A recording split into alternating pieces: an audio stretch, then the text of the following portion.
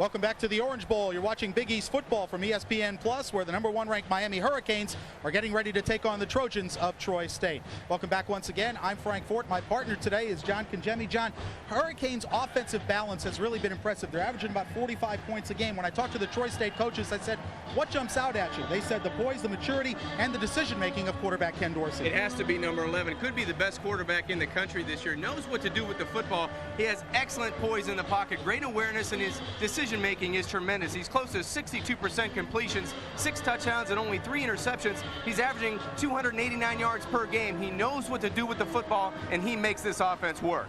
Well, of course, Dorsey's had a great year so far, but he's been ably abetted by Clinton Portis, the tailback out of Gainesville, Florida. Just a super tackle-to-tackle runner. He has great vision, and he's a smart runner, Frank. He'll initiate the contact if necessary. He'll lower the shoulder, or he'll use his speed to get around the corner. He's averaging 6.3 yards a game, 4 touchdowns. He's averaging 115 yards per game, and his 3 touchdowns against Pitt was a career high. So he knows what to do with the football when he gets it. Clinton Portis with 2 100-yard games in the first 3 games out of the box for Miami. For Troy State, they're running that offense that's in vogue right now. Portis' numbers last week against Pittsburgh, 131 yards, and as you mentioned, 3 touchdowns, which is a career high. Now, Troy State offensively, they're running that offense that's in vogue, that Trojan spread, they call it, 3, 4, sometimes even 5 wide receivers. When you go against a defense like Miami, you hope at least you have a veteran quarterback to run it. And they do. They have great experience, a 5th-year senior, a 4-year starter, but he has to spread the football out against a stingy Miami defense. He'll have to find open wide receivers early in this game to get it going for Troy State. Well, we'll see how it plays out. We'll have the opening kickoff from the Orange Bowl, Miami and Troy State. Coming up next, we'll have the kickoff. You're watching Big East football on ESPN Plus.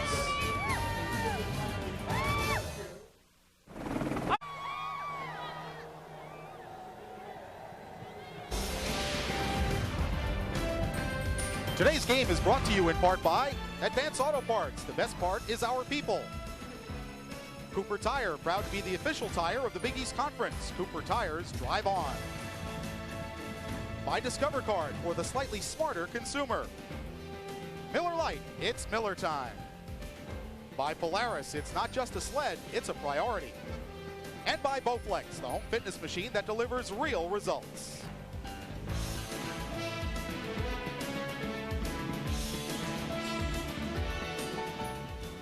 From the Orange Bowl in Miami, Florida, it's the Miami Hurricanes against the Trojans of Troy State University. Frank Fort and John Congemi with you. Troy State won the toss and deferred until the second half. Miami has chosen to receive, and they'll be moving from left to right. Andre Johnson and Frank Gore will be the deep receivers for Miami. Today's weather, mostly sunny. It's 84 degrees, 76% humidity, and winds out of the south at 6 miles per hour. Troy State kicking off with Drew Boatler, the place kicking specialist. He has a slight wind at his back, as I mentioned, 6 miles an hour. Andre Johnson did a very good job against the University of Pittsburgh in Miami's last outing, returning kickoffs. He was one of the special teams MVPs for the Hurricanes in that game. We're just about ready to go from the Orange Bowl. The lefty Boatler kicks it off high and short. And this is Andre Johnson and Gore both fumbling and stumbling, and Johnson falls down at the 22-yard line. A lack of communication on the kick return, and Miami will start 1st and 10. Ken Dorsey will lead the Hurricanes onto the field. 6'5", 200-pound junior from Orinda, California, completing passes at 62% pace, 6 touchdowns and 3 interceptions. Miami will start officially from their own 21-yard line. And the Hurricanes will start with their standard pro set. Just underway at the Orange Bowl. Miami trying to tune up and play well, try to cut down on some of the penalties as they get ready for Florida State next week. But they said they're very focused on Troy State. They saw that Troy State played Nebraska tough, at least for a half. On 1st down, this is Clinton Portis. Behind a Davenport block, he gets across the 25-yard line. Corey Sears, the outside linebacker, made the tackle. Here's the starting lineup for the Hurricanes. Davenport and Portis in the backfield. Andre Johnson, Darrell Jones, the wide receivers. Jeremy Shockey is the tight end. The offensive line, outstanding. They have yet to allow a sack this season. McKinney, Haji Rasuli, Romberg, Bibla, and Gonzalez along the front wall for the Hurricanes. Clinton Portis picked up 5 on 1st down. It'll be a 2nd and 5 from the Miami 26-yard line. We'll check out the Troy State defense after this play. That's Jones in motion toward his quarterback. And again, Portis with the handoff. Gets only a yard or two. Derek Jackson up from the cornerback spot to make the tackle, along with Rayshawn Reed, the safety. Here's the defensive line for Troy State. Gamboa, DeVern Williams, Vernon Marable, and Osi Umenyiora. Linebackers, Yamini in the middle with Sears and their best defensive player so far this year, McLean on the outside. Jackson, White, Harper, and Reed in the secondary. From the 27-yard line, it's 3rd and 4 for the Hurricanes. Dorsey will operate out of the shotgun.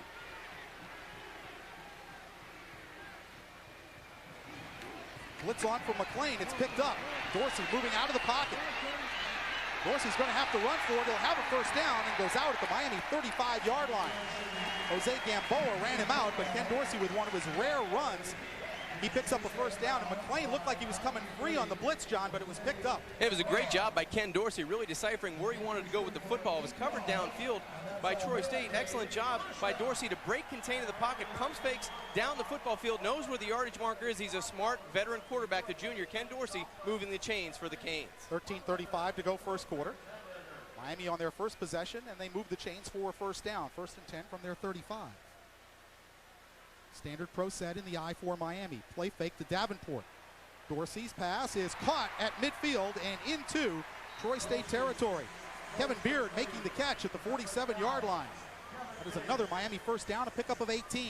Freeman White had the coverage. What you're going to see all day from Troy State, basically 80-85% zone defense. So you're going to see a lot of players from Miami trying to attack the middle of the football field. He had the tight end, but he decided to go outside that time to Kevin Beard. Comes across, makes a nice catch. That's his 6th of the season. Came in with 5 for 125, an average of 25 yards per catch. That'll move the chains again for the Miami Hurricane offense. 1st and 10 from the Troy State 47. Pitch to Portis, reverse to Darrell Jones. Got a block from Dorsey, trying to get around Derek Jackson, and does, but the safety, Ronald Harper, came up and held it to a gain of only a yard. Darrell Jones' first carry of the season. He's got 4 catches for a 9.8 average coming into the game. Frank, that could have been a very big pay for Miami. Missed block on the outside by one of the wide receivers. It looked like number 3, Jason Gathers. If he picks up one block on the corner, could have been off to the races for Darrell Jones. They'll bring up a 2nd and 9 for the Hurricanes. Trying to move it down the field in their first possession. From the Troy State 46, Jeremy Shockey, the tight end, resets to the right side of the formation. Dorsey, 3-step drop, quick throw, complete to Shockey. Shockey down to the 37-yard line. Harper, the safety, and number 24, Freeman White, the corner, combined on the tackle, but it's a pickup of 9 and a Miami first down. And Jeremy Shockey, you see the big tight end, number 88, 6'6", 246, the junior.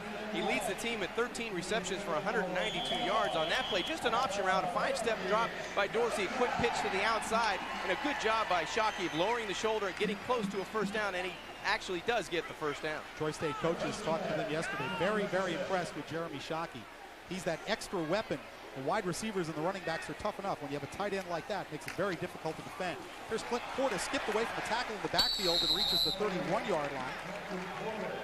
Shelton Felton, what a great name that is, number 99 in on the tackle for Troy State. Pickup was 5, it'll be 2nd and 5. And Frank, that's what Clinton Portis brings to you as an offense. He can make someone miss in the backfield. That time Felton, 99, trying to be a presence, but did a good job, Clinton Portis did, in the offensive backfield, making one Troy State defender miss and making a positive play out of nothing. This is the 8th play of the drive for the Hurricanes. 2nd and a long 5.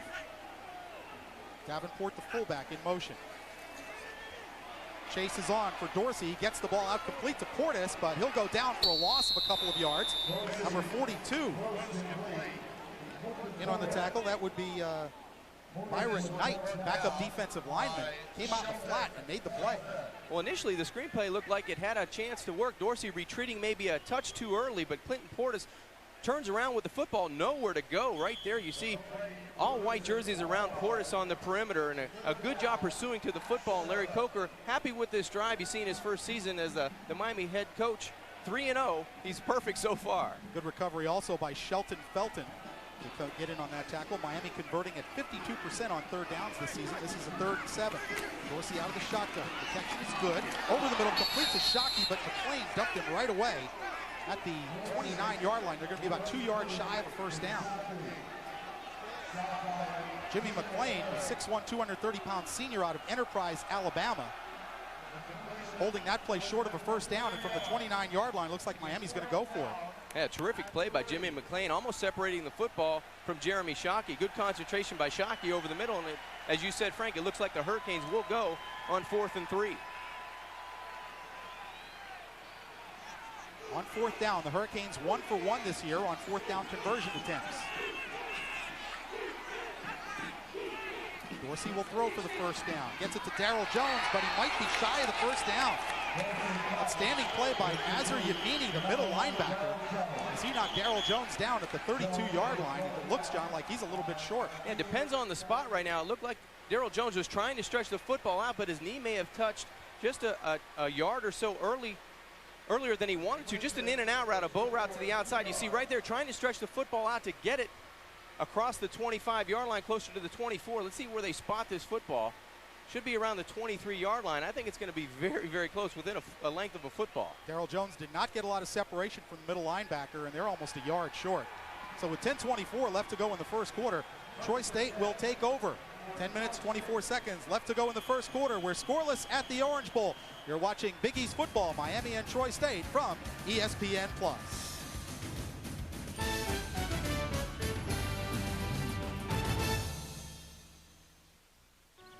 10:24 left to go first quarter. Troy State and Miami are scoreless. Now let's take a moment to thank our corporate partner, Cooper Tire, proud to be the official tire of the Big East Conference. Cooper Tires, drive on. After stopping Miami on downs, Troy State takes over at their 28-yard line. They're in the spread offense. DeMontre Carter, the only running back behind Brock Nutter. Going to throw it on first down. Completes it to the outside, and a big hit as Phillip Buchanan rocks DeMontre Carter. No gain on the play. Let's take a look at the backs and receivers from Troy State, and they ran 4 wide receivers to open the game. Carter in the backfield. Cox did not start at fullback. They went with 4 wide receivers. Skipper, Samples, and Phillips are the backs and receivers. The front line of Hall, Jordan, Garman, Currington, and Felton is the slot receiver. 2nd and 10. Again, 4 wide receivers spread out for Troy State in this no huddle spread offense. Nutter under center, gives it to DeMontre Carter. Carter, good run, has a first down. William Joseph had to finally chase him down at the 42-yard line. A pickup of 13 yards and a first down for DeMontre Carter, who on the year has 138 yards on 34 carries. Here's the Hurricane defensive line: Andrew Williams, Matt Walters, William Joseph, and Jerome McDougal.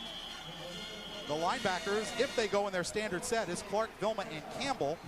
And the defensive backs, Rump, Reed, Lewis, and Buchanan, although Al Marshall and Marquise Fitzgerald are in there a lot in the dime defense against this spread formation. On first down from the 41-yard line.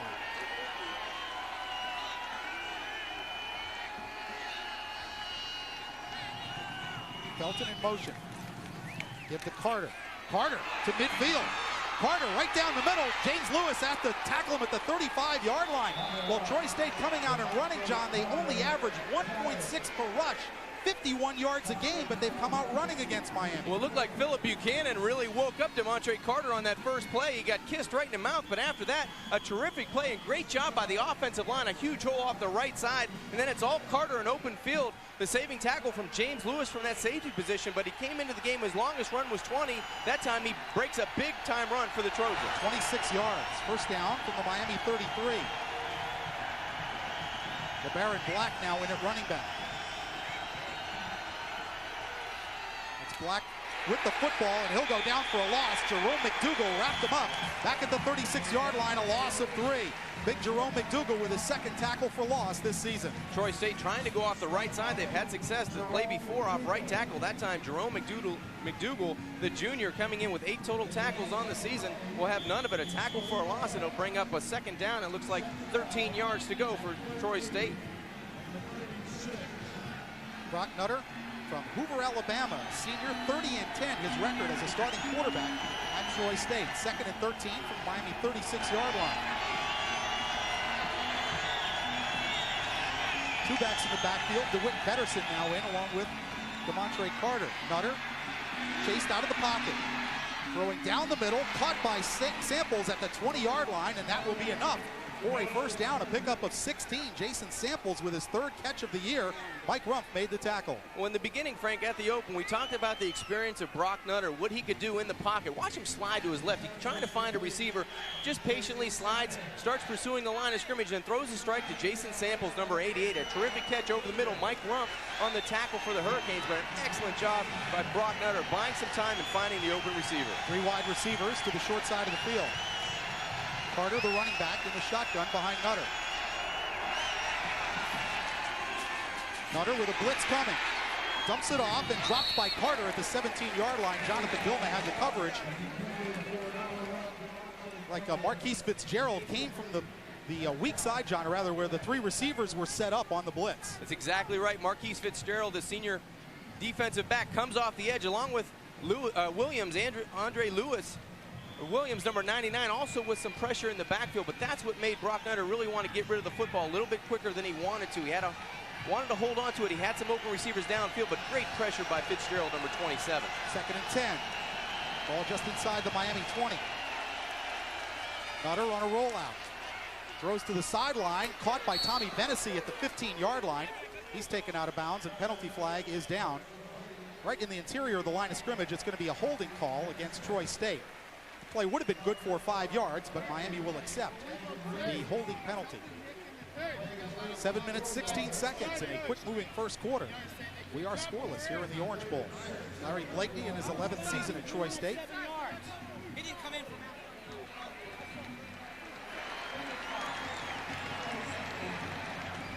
There's the call from our referee, Ken Wagers. They'll mark off 10 against Troy State.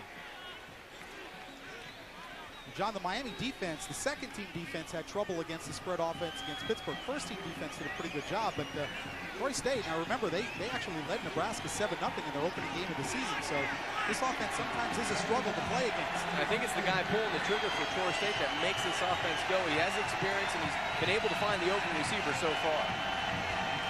1st and 20. Nutter against a 4-man rush. Pressure from Andrew Williams forces the incomplete pass.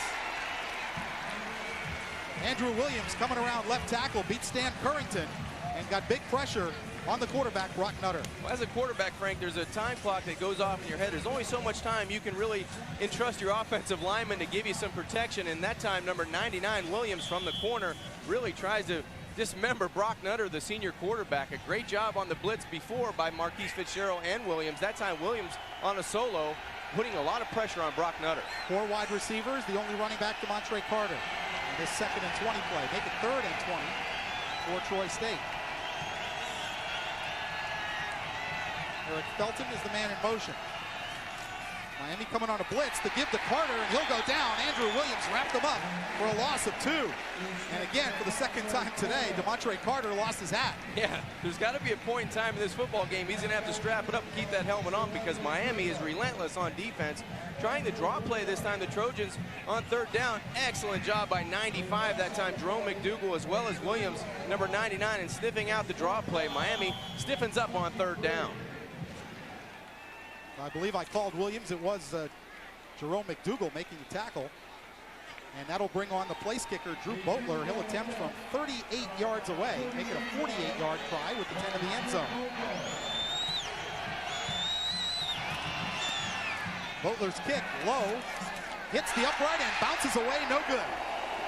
So Troy State fails to get on the scoreboard. Did not look like Drew Boatler got all of that football. And it was just off the mark, hitting the right upright. So we are scoreless, 6 minutes and 21 seconds left to go in the first quarter. Let's take another look at the kick. As Drew Boatler fails on a 48-yard field goal attempt, we'll keep this game scoreless. The upright, Miami's friend in the early going here in the first quarter. You're watching Big East football from ESPN Plus. 6:21 left to go in a scoreless first quarter. Miami against Troy State. Each team has had the ball once. Miami went 10 plays, gave it up on downs. Troy State went 8 plays, 53 yards, but Drew Boatler hit the upright with a field goal attempt. And so Miami will start 1st and 10 from their 32-yard line. Portis and Davenport, the running backs behind Dorsey, and Ken will put it up on 1st down. Fires complete to Darrell Jones to the 50. Makes a cut and is brought down from behind at the Troy State 40-yard line. Corey Sears, the outside linebacker, making the tackle for Troy State. but a big gain on first down inside Troy State territory. Well, Darryl Jones looks 100%, had an early injury in this season, but takes the curl route. 5-step drop from Ken Dorsey, just a bullet on the inside. Watch that no hesitation move to the inside. Now it's sure speed, the senior out of Dallas, Texas, for the first down and a big play on the second series for Miami. 28 yards, the gain to the Troy State 40. Out of the eye on first down, 3 wide receiver package in for Miami. Fake to Portis. Dorsey firing, right open, Jeremy Shockey inside the 20, still going, and the safety, Ronald Harper, finally had to make the tackle with Rayshon Reed at the 10-yard line of the Trojans. That's a pickup of 30.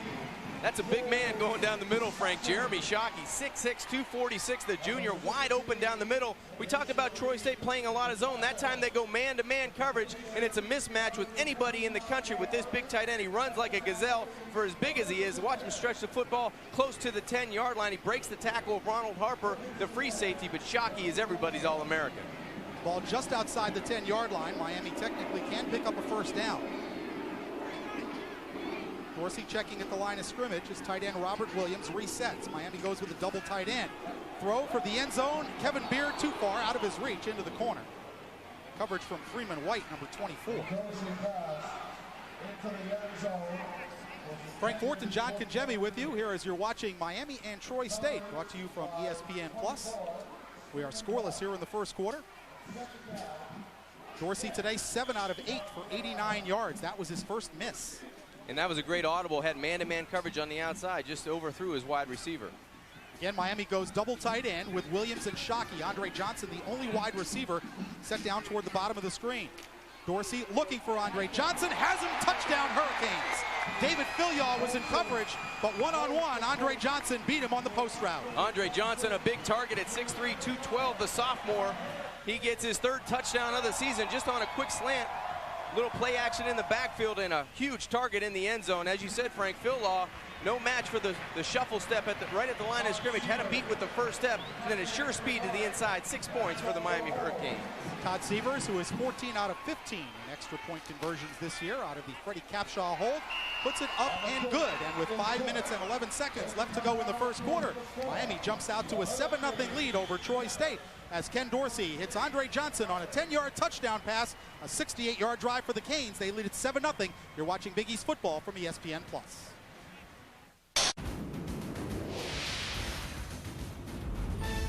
A look at the skyline of Miami.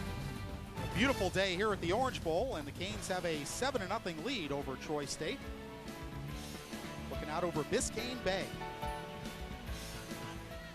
And the Hurricanes on their second possession do take a 7-0 lead. A touchdown pass from Ken Dorsey to Andre Johnson. That, by the way, is the 20th straight game that Dorsey has thrown a touchdown pass. Todd Severs will kick it off. Chris Day and DeMontre Carter back to receive for Troy State. And the junior from Iowa, Todd Severs, kicks it away. Sends DeMontre Carter 8 yards deep into the end zone, and he will take the touchback. Well, Troy will start 1st and 10 from the 20-yard line. John, let's take another look at the touchdown pass. Canes only went with 1 wide receiver. Yeah, 1 wide receiver in the pass play. It was all 1 at the line of scrimmage. Just a great shuffle move by Andre Johnson. Beats Filyaw right at the line of scrimmage. Had the speed to get inside, and then it was easy pickings for Ken Dorsey to throw the touchdown, his 7th of the season. Same formation that the Canes used to score a touchdown against Pittsburgh last week with the double tight end. A 4-play, 68-yard drive. Minute and 10 seconds off the clock. Officially an 11-yard touchdown pass from Dorsey to Johnson. Troy starts 1st and 10 from their 20-yard line. LeBaron Black and DeMontre Carter flanking Brock Nutter in the shotgun formation. To give the Black. He gets a yard or two, no, not much more. Number 75, Vince Wilfork, the big freshman, in there on the tackle, along with Jonathan Vilma, the sophomore middle linebacker. Pickup was 2. It'll be 2nd and 8 for Troy State. And Troy State will try to keep the pressure on the Miami defense. They will not huddle today. You see Jonathan Vilma, the middle linebacker from Miami, trying to get the signals out to his respective players because it's a hurry-up offense that Troy State implements on offense. Again, Miami with the dime defensive package. 6 defensive backs in the game. Nutter firing, caught by DeMontre Carter. He'll have a first down at the 31-yard line as Jonathan Vilma made the tackle after a gain of 8.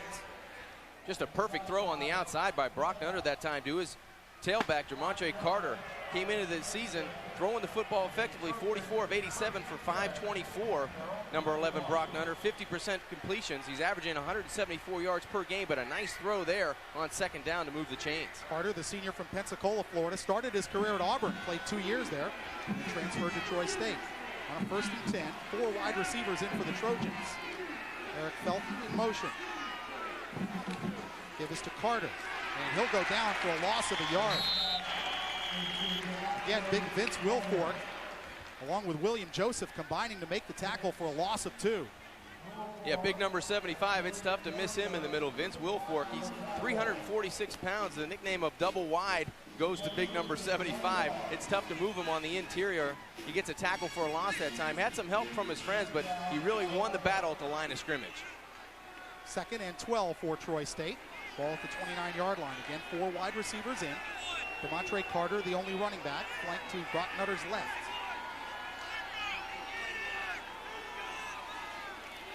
Nutter with a blitz coming from Vilma, tries to throw it out to Carter, who makes the catch up at the 33-yard line.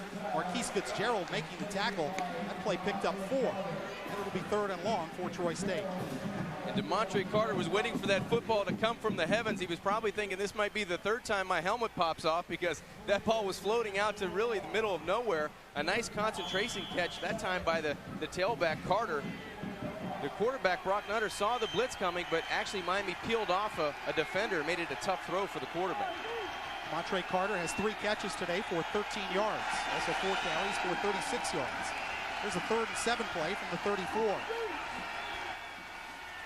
Nutter on a rollout. He throws, and that ball is caught by Hayward Skipper up at the 45-yard line for a 1st down. Edward Reed, hunting for an interception, got there a little bit late, and it'll be a 1st down for Troy State. The skill positions for Troy State, very impressive with the concentration they're displaying and making some tough catches. That time, Hayward Skipper knows he's going to get hit on the out route by number 20. Edward Reed breaking on the football just a second too late for Miami, but great throw and a great concentration catch that time by the junior wideout Skipper.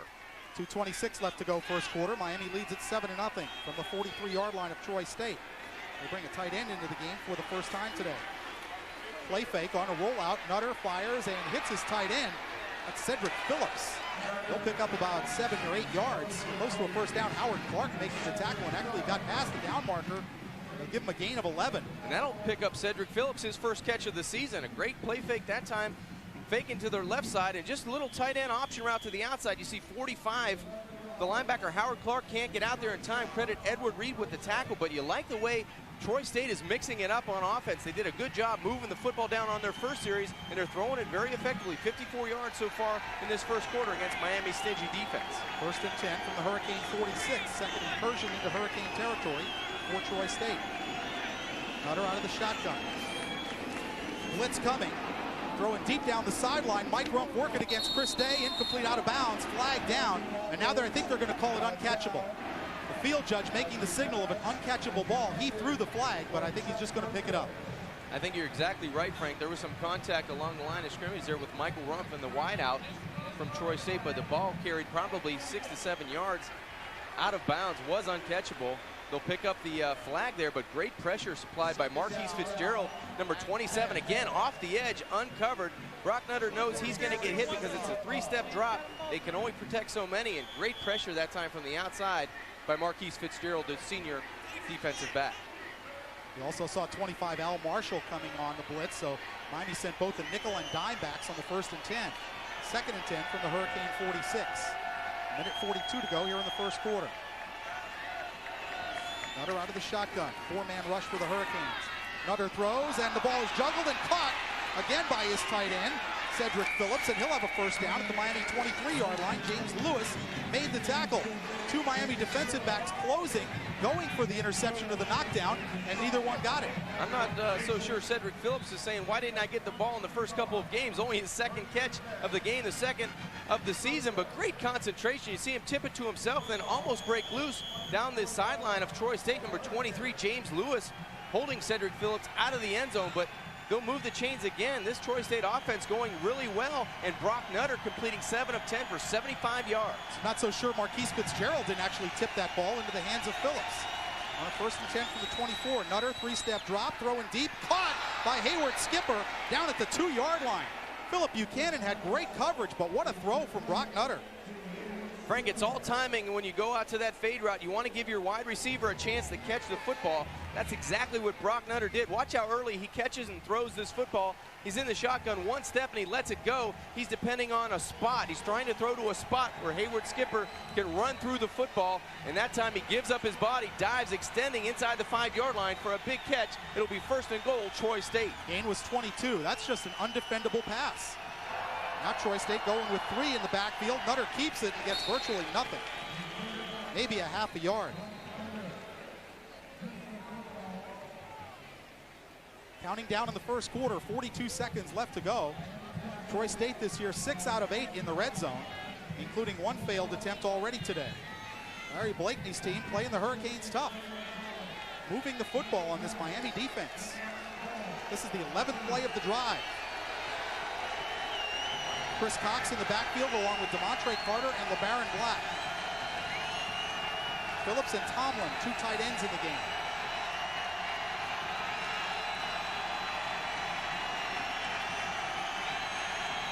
That's Black in motion. Nutter on a rollout, looking to throw back the other way. He's got a man, and it's complete for a touchdown to LeBaron Black. LeBaron Black with the touchdown catch, his 7th reception of the year, his 2nd touchdown reception, and it's now a 7-6 game. Well, terrific deception that time by the Troy State offense, and you see the head coach on the sideline, Larry Blakeney, very happy about that drive. Actually, the first 2 drives, Troy State has done an excellent job moving the football against this #1 ranked Miami Hurricanes team, and great deception. LeBaron Black, the only wide receiver, the only back in the offensive play that time, makes a tough catch going away from his body, and an excellent throw by Brock Nutter. Same type of play that Pittsburgh scored on in the 4th quarter against Miami in the Hurricanes last game. Edward Reed coming off the field. Looks like he's got a shoulder injury, John. He's holding that left arm down at his side. So we'll have to check on Ed Reed's condition. Drew Butler on to attempt the extra point out of Daniel O'Brien's hold. Butler gets it away, and it is good, and we have come to the end of the first quarter. Troy State puts together an 11-play, 80-yard drive. They take up the final 5 minutes and 11 seconds of the first quarter, and after 1 period, they are tied with the Hurricanes by a score of 7-7. A touchdown pass from Brock Nutter to LeBaron Black, and after 1 quarter, we're tied at the Orange Bowl. Miami 7, Troy State 7. You're watching Big East football from ESPN Plus. Start of the second quarter at the Orange Bowl. Frank Fort and John Congemi with you. Troy State and Miami tied up at 7-7. And we were just looking at the previous game results for Troy State. They scored against Nebraska on their 2nd possession in their opening game of the season, and that game was 14-7 after 1 quarter. Here it's 7-7. Troy State has looked very sharp offensively, throwing the football. The spread offense giving Miami a little bit of a problem. Butler to kick it off. Gore and Johnson are deep for the Hurricanes. This will be the freshman Frank Gore from the 7. Gore to the 25, 26-yard line. Let's take another look at the touchdown pass from Brock Nutter to the running back, LeBaron Black. And all the motion away, John, from the point of attack. It's exactly what happened. Nobody goes out play side to the right. You see it almost looks like a sweep by the quarterback, and he turns and throws as he's rolling to his right. A very tough throw, but a very accurate throw that time by Nutter. And Black, a terrific job of concentration. Then you see the senior quarterback, the 5th-year senior, and the head coach saying, "Attaboy, that's what we practice on all week." It was a perfect setup for Miami's team speed because they over-pursued to the short side of the field. It looked like Black came all the way from the other side of the formation, snuck all the way across. 1st and 10. For the Hurricanes from their 26. That's Portis with the football. Portis to the outside, and he'll go down at the 31-yard line. Derek Ansley, the backup safety, making the tackle, although Portis picked up almost 6 on 1st down. Just underway, 2nd quarter, 14:35 to go. The Hurricanes tied up with Troy State. And Miami's fans all week concerned, would the Hurricanes just take this as a scrimmage and look past Troy State? Well, after 1 quarter, they're certainly in a ball game. 2nd and 4 for the Hurricanes. And again, it's Portis with the football behind a Jarrett Payton block, and Portis will get the 1st down to the 39-yard line. Again, the safety Ansley combining with Jimmy McClain, number 45, to make the tackle. But that'll move the sticks for Miami. up to the 38-yard line. Pickup of 6 from Clinton Portis. Again, this is a team, Troy State, which gives up 275 yards a game on the ground. So you would figure Clinton Portis would have a pretty good shot at a good day against this Troy State defense. I believe Clinton Portis will be a tired young man at the end of this fourth quarter because he's going to get a lot of work, as well as Willis McGahee, and you saw on that play Jared Payton and Najee Davenport trying to grind the football out against Troy State. Payton remains in as the fullback. On 1st and 10, fake to Portis. Dorsey for Jason Gathers, makes a great catch at the 43-yard line. Tremendous catch by Jason Gathers. Damian, now they're calling it incomplete. He was shoved out of bounds by Damian Coleman and came down out of bounds. Now in the pros, if they think you're going to come down inbounds, they'll give you the catch. Yeah, this time it looks like number 3 was going to get his foot down right there, Gathers, but he was pushed out of bounds and never really landed inbounds. A terrific defensive play that time on the outside. Looked like 29, Coleman, the DB, pushing the big wide receiver for Miami out of bounds. Nonetheless, a tremendous catch by Jason Gathers. The effort was there. 2nd and 10 for the Hurricanes. Dorsey, 5-step drop, under pressure. Has to unload for Clinton Portis, who was well covered. Shelton Felton, the defensive end, moving out to get on Portis, the running back, and pressure there on Dorsey. Dorsey number 32, I'm sorry, Gordon Williams, number 32, coming in pretty much unblocked. Smart play that time by Dorsey. Really nobody downfield. Didn't have time to really set his feet, pick a wide receiver. Just threw the football away in the area of Clinton Portis, but good pressure that time by the Troy State defense. They look like they've come ready to play on both sides of the football. 3rd and 10 for the Hurricanes. 3 wide receivers in the formation. Dorsey out of the shotgun. 4-man rush for Troy State. Dorsey with time, throws complete at midfield to Darryl Jones, and he'll have a first down near the Troy State 49-yard line. Freeman White making the tackle, but it is enough for a Miami first down. They move the chains with 13:25 to go here in the 2nd quarter. Well, Frank, credit the offensive line. Excellent protection by Ken Dorsey. Just ample amounts of time just to sit back and wait for this linebacker to slide outside the hash so he can stick the curl route on the inside. Good positioning by the Miami wide receivers and tight end, really stretching that defense of Troy State, so it gives room for Ken Dorsey to stick it in the middle. They spotted at midfield, a gain of 12 on the completion to Darryl Jones. Clinton Portis in motion for the Canes. There's a pitch to Jared Payton. Payton cuts inside at midfield, picks up only a yard or 2. Jimmy McClain, the outside linebacker, number 45, making the tackle. Jared Payton, not a lot of chances to run the football this year. That was only his 6th carry. And he now has 14 yards. Yeah, it looked like there was a lot more room to the inside when Jared Payton cut that up, but good team pursuit to the football. You see 4 or 5 white jerseys there for Troy State. Looked like Payton was going to get a couple more yards than he actually did. Only really 1 yard. It'll bring up 2nd and 9 for the Hurricanes. Dorsey today, 9 out of 12. Dorsey will throw again. Has a man wide open. That's Kevin Beard at the 33-yard line. He gets down to the 31. Derek Ansley made the tackle, but a pickup of 18 yards on the completion to Kevin Beard, the sophomore, out of Plantation, Florida. Nice concentration by Kevin Beard. Really the same play they tried to hit Jason Gathers with to the short side. This time they go to the wide side of the football field. Kevin Beard wide open on the play. Makes the chains move again for the Miami Hurricane offense, but good concentration waiting for that football. Young wide receivers have really played well early in the season for Miami, and they continue to play well today, Frank. 2 catches for 36 yards for young Kevin Beard in the Miami offense today. On a 1st and 10 from the 32, that's Portis, and he'll go down for a loss. Number 96, DeVern Williams, crashing through to make the tackle. Lost 3 on 1st down. DeVern Williams would not be fooled on that play. That's his 2nd tackle for a loss on the season, but he was following the pulling guard, it looked like, for Miami. Just breaks free from the left side, and no running room at all for number 28, Clinton Portis, to go to. As soon as he got the football from Ken Dorsey, nowhere to run, and an excellent play by Williams, the junior defensive tackle. 2nd and 13 for the Hurricanes. They're in their standard pro set. Dorsey checking off at the line. Pump fake. He's going to go deep, looking for Ethnic Sands, who had the ball momentarily but could not hang on. Freeman White there in coverage for the Troy State Trojans. Pretty good throw from Dorsey, John. Couldn't have been any better, Frank, on the outside. Ken Dorsey really trying to get to his wide receivers, the audible, and he looked like he put it right on the fingertips of the wide receiver out front, just out in front of him. It couldn't be anywhere else, Frank, but outside. That was an excellent throw. Ethnic Sands trying to come down with the tough catch, but an excellent throw by Ken Dorsey on the outside. Threw it about 2 inches too far for Ethnic Sands. The high school quarterback turned wide receiver, turned backup quarterback, turned wide receiver again. That's right. He's done it all, and he's made a great transition the last one from quarterback to wideout. Not only that, he's the team's barber. Cuts a bunch of the guy's hair. 3rd and almost 14 for Miami. They have to reach the Troy State 22. 3 wide receivers in the formation. Dorsey out of the shotgun. Blitz coming for Troy State. Dorsey has to run out of the pocket.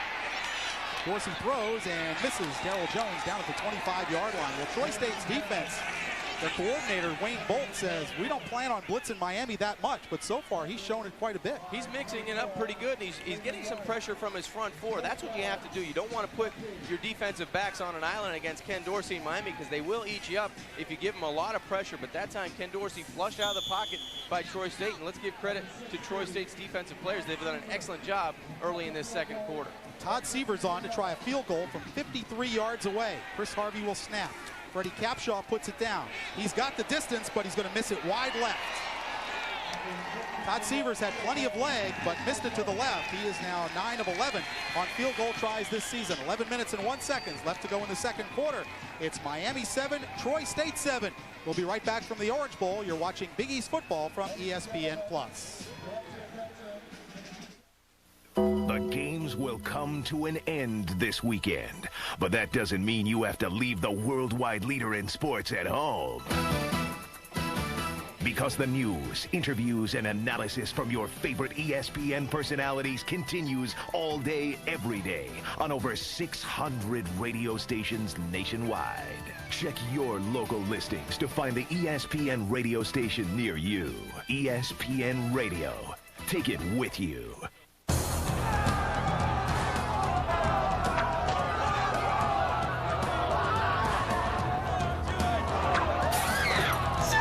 Coach's room.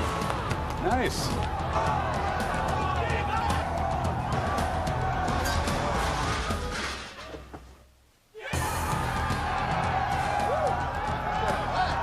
we're back. College Game Day, presented by Discover Card. Saturday mornings at 10:30 on ESPN. You know, athletes are pretty well known for their superstitions, but I gotta be honest, our guys can be pretty quirky too. Oh, good show, Kenny. You too. There's this one time Brian had a great show, didn't bathe for 17 days straight. This year, though, it's been a very different story. The worst had to be when Dan spilled clam chowder, Manhattan clam chowder, all over Reese. Had his best show ever. Of course, that got old for Reese really quickly. Yeah. He's in makeup. Okay. Hey, Boilermaker. Yeah? Got my curve breaking 2.5 feet. Oh, yeah? Then you have been practicing, huh? But don't give me no baloney about a curve breaking 2.5 feet, though. For how much? $10? Make it 20. We got a bet.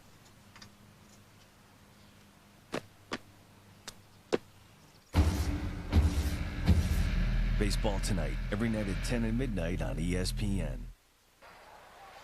11:01 left to go second and quarter. Miami and Troy State tied at 7 apiece. Join us next week when Troy Nunes leads the Syracuse Orangemen into Pittsburgh to take on wide receiver Antonio Bryant and the Panthers. Join us next week at 12 noon. Check your local listings.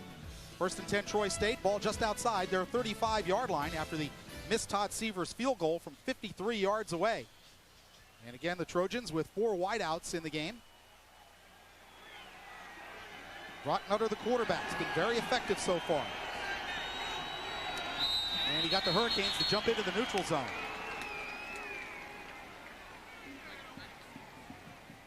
Nutter going with a hard count. See if one of his linemen flinched or if it was the Hurricanes. It appears it's going to be on Miami.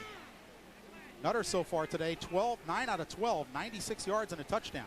Prior to the snap, offsides on the defensive team, 5-yard penalty, previous spot. Well, the 5-yard penalty will move it just past the 40-yard line, and this crowd at the Orange Bowl getting a little bit nervous, John, because the Hurricanes have not found a way to really stop Troy State so far. And Troy State's done a good job of putting this crowd and really calming this Orange Bowl down. On a 1st and 5, LeBaron Black is the running back alongside Nutter. Give this to LeBaron Black. He's got a hole, stumbles, gets across the 45 to the 50-yard line, and has a first down as he picked up 9 yards. Andrew Williams came back to make the tackle, but it's a 1st and 10 at the Miami 49-yard line. LeBaron Black coming into the game, 19 rushes for 50 yards, but this time on the draw play, watch him slip a little bit right there, but then regain his balance. He makes number 51, Jonathan Vilma, miss. 99, Williams, the defensive end for Miami, pursuing, as well as Matt Walters, but an excellent run by Black. You like Black and Carter in the backfield on that draw play. They have a great first step and great acceleration, hitting the holes very quickly for the Trojan offense. 1st and 10 from the Hurricane 49. Nutter under pressure, throws a screen pass, complete to Skipper. Hayward Skipper finally dragged down by Matt Walters, but he picked up 12 yards and another first down. And some scattered boos from the Hurricane crowd here. They're not happy with their defensive play. Here's some out-of-town scores. Virginia Tech in the 2nd quarter, up 2 touchdowns over West Virginia. Tennessee leading Georgia at the end of one, 14-3. And Purdue, number 18 in the country, tied with Iowa at the end of one. Ball at the Hurricane 37-yard line. Brock Nutter effective so far, and Hayward Skipper has 3 catches for 46 yards from the Hurricane 37.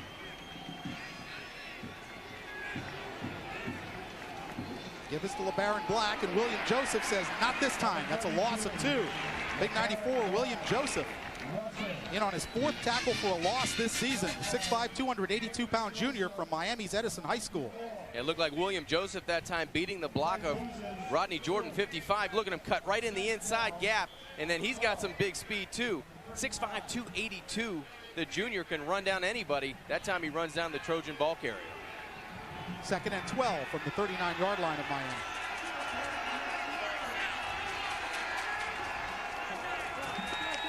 Four wideouts in the formation for Troy State. 4-man rush for Miami.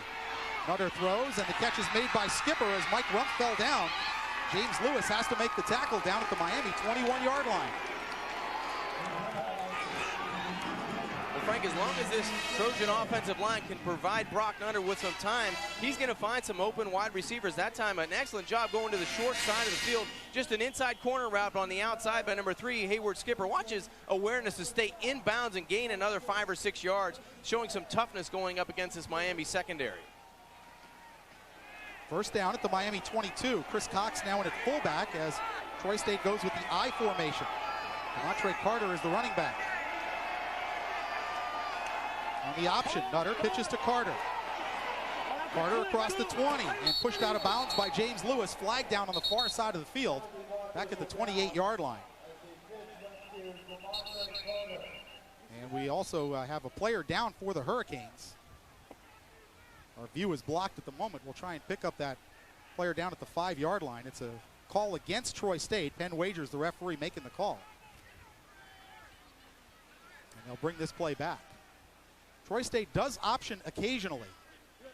Not a big part of the offense. Not Howard enough Clark men is the on the line of Hurricane. scrimmage on the offensive team. 5-yard penalty. Previous spot. The illegal formation will cost down. Troy State 5. It'll bring it back to the 27-yard line. Watch number 45 for the Canes. Coming from the inside out, Frank, 45, the linebacker, Howard Clark. Should be at the end of this play. Can't see it on the replay, but he was coming from inside out, pursuing behind the play. Looks like a left leg injury for the linebacker out of Miami. Howard now just getting to his feet and being helped by the training staff. Looks to be, as you said, the left leg. And that will test the Hurricanes' depth because DJ Williams is unavailable today with a sprained ankle. 1st and 15 for Troy State.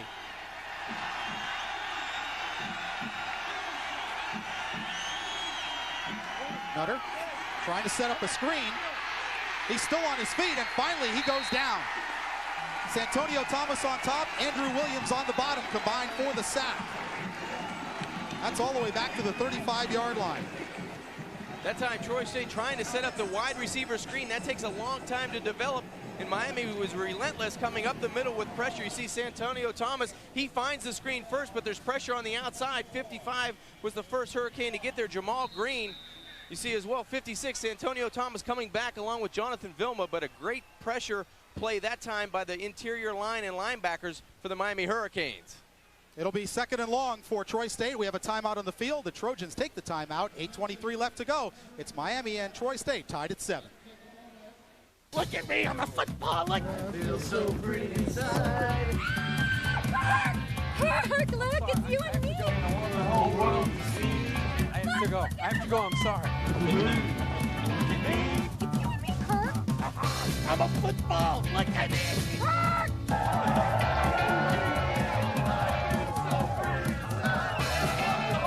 And we're back. College Game Day, presented by Discover Card. Saturday mornings at 10:30 on ESPN. A great slugger we haven't got. A great pitcher we haven't got. A great ball club we haven't got. What have we got? We've got heart. All you really need is heart. When the odds are saying you'll never win, that's when the grin should start. Now you're getting the idea. Baseball tonight, every night at 10 and midnight on ESPN. Monday Night Football, they brought in Dennis Miller, so we decided to give our show a little shot in the arm. So while Serena sits at home with an injury, Venus Williams is advancing to the finals. Tennis racket! Yeah! NCAA basketball, big dance. And you always have to try new things. You always got to tinker with it, make it better. The Bulls basketball, look. Why? Why was it so bad? You know what? It's a very subjective thing. Next Sports Center, 1 hour from now with Carrot Top. I'm Carl Ravitch. Thanks for watching, folks. Woo! Smart! 8:23 left to go second quarter. We're tied at 7 apiece. Time now for a look at the Army of One, brought to you by the United States Army. In 1991, Miami beat Nebraska in the Orange Bowl 22-0. The Canes shared a national title that year with Washington. 12-0, their 4th national championship. 2nd and 24 for Troy State as we return to play from the Miami 35-yard line. Nutter out of the shotgun. Quick step and throw, complete. Catch made by number 1, DeMontre Carter. He got it inside the Miami 25 to the 23-yard line. Got back most of the yardage lost on the penalty and a sack. It'll be 3rd and 11. Frank, this is very tough to do out of the shotgun with one step. Try to find the laces, then throw a dart in on a slant. That's a great play by Brock Nutter. Great concentration by the wideout on the outside, number 1, Carter. But even a better throw that time by the senior quarterback, the 5th-year player. 3rd and about 12 for Troy State. 3 wide receivers. 2 backs alongside Nutter in the shotgun. 4-man rush for Miami. Nutter under pressure. Chased by Santonio Thomas. He puts it up for grabs, and it still was nearly caught by Jason Samples. Looked like James Lewis mistimed his jump on the interception try. Big pressure from Santonio Thomas, forcing the incompletion. And Nutter, John, really threw that up for grabs. Yes, he did. We're at the Orange Bowl, a nice, bright, sunny day, but so far the Hurricanes struggling with Troy State, brand new to Division I. We're tied at 7. I'm Frank Forth along with John Kajemi. Drew Boatler in to attempt a field goal. This will come from the 30-yard line plus the 10. A 40-yard try. And a flag down as Troy State broke the huddle with 12 players. They had an extra man on the field. It appeared Trent Garman tried to get off the field late. Finally, the referee, Penn Wagers, threw the flag. Prior to the snap, illegal substitution on the offensive team, 5-yard penalty, replay, 4th down. Illegal substitution, the official call, and that'll move it back 5 yards. So this will be a 45-yard field goal try from Boatler. And that doesn't make Larry Blakeney happy because Trent Garman's 6'1", 313. He really can't hide from anybody. Here's the kick from Boatler, and it is going to be no good. Hits the crossbar. Well, he's banged one off the right upright, and now he hits the crossbar. From 45 yards away, the field goal is no good. 7:27 left to go second quarter. Miami 7, Troy State 7. You're watching Big East football from ESPN Plus. I'm Dan Patrick here in the ESPN Radio Chopper. Radio marketing is all about promotions. That's why we're blanketing the country with these ESPN radio bats. We've got live sporting events. We've got call-in shows. You can log on to ESPNradio.com and find out more about stations in your area. Or you can listen online. So tune in. And if you happen to catch one of these bats, enjoy!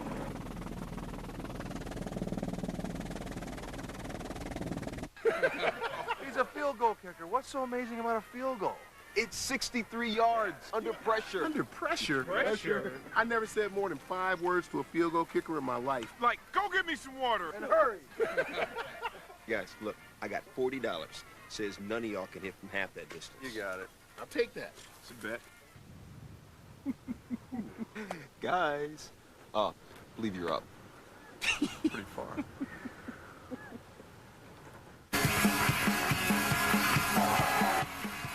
Oh, sweet. Bowler, 10% discount. Guys, sorry, you're not the game day band. We are the game day band. And we're back. Big Ten football. College Game Day, Thursday nights at 7 on ESPN. 7:27 left to go second quarter. Miami in a struggle with Troy State, a newcomer to Division I, tied at 7. For ticket information for Hurricane football, contact the UM ticket office at 1-800-GO-CANES or purchase them online at www.hurricanesports.com. Remaining games a Thursday nighter against West Virginia, Temple, Syracuse, and of course the rescheduled game with Washington. The game canceled from September 15th, now set for November 24th. Right now, the Hurricanes have to roll up their sleeves and get to work. They're in a struggle with Troy State, rather unexpectedly. Tied at 7, 1st and 10 from the 34-yard line, rather the 29-yard line of Miami. On first down, Dorsey with play action. Steps up and hits Darryl Jones at the 45-yard line for a pickup of 16. And a Miami first down. Derek Jackson had the tackle. Coming out of that huddle, you wanted to see Miami really step it up and go down the field. They've kind of been a little bit boring with their offense so far, trying to grind it between the tackles. That time, he throws a strike, Ken Dorsey, over the middle to Jones. And you see there, number 45, Howard Clark, going off with a left ankle sprain. And it's official right now. He will not return to this football game. Miami playing a lot of nickel and dime anyway, but I would assume Jarrell Weaver would take Clark's place at the weak side linebacker. On a first down, here's Willis McGahee hitting the backfield, manages to squeeze about a half a yard out of the play. Number 96, DeVern Williams, and number 72, Osi Umenyiora, making the tackle for Troy State. And I'm glad you called that name before I did, Frank. Good job.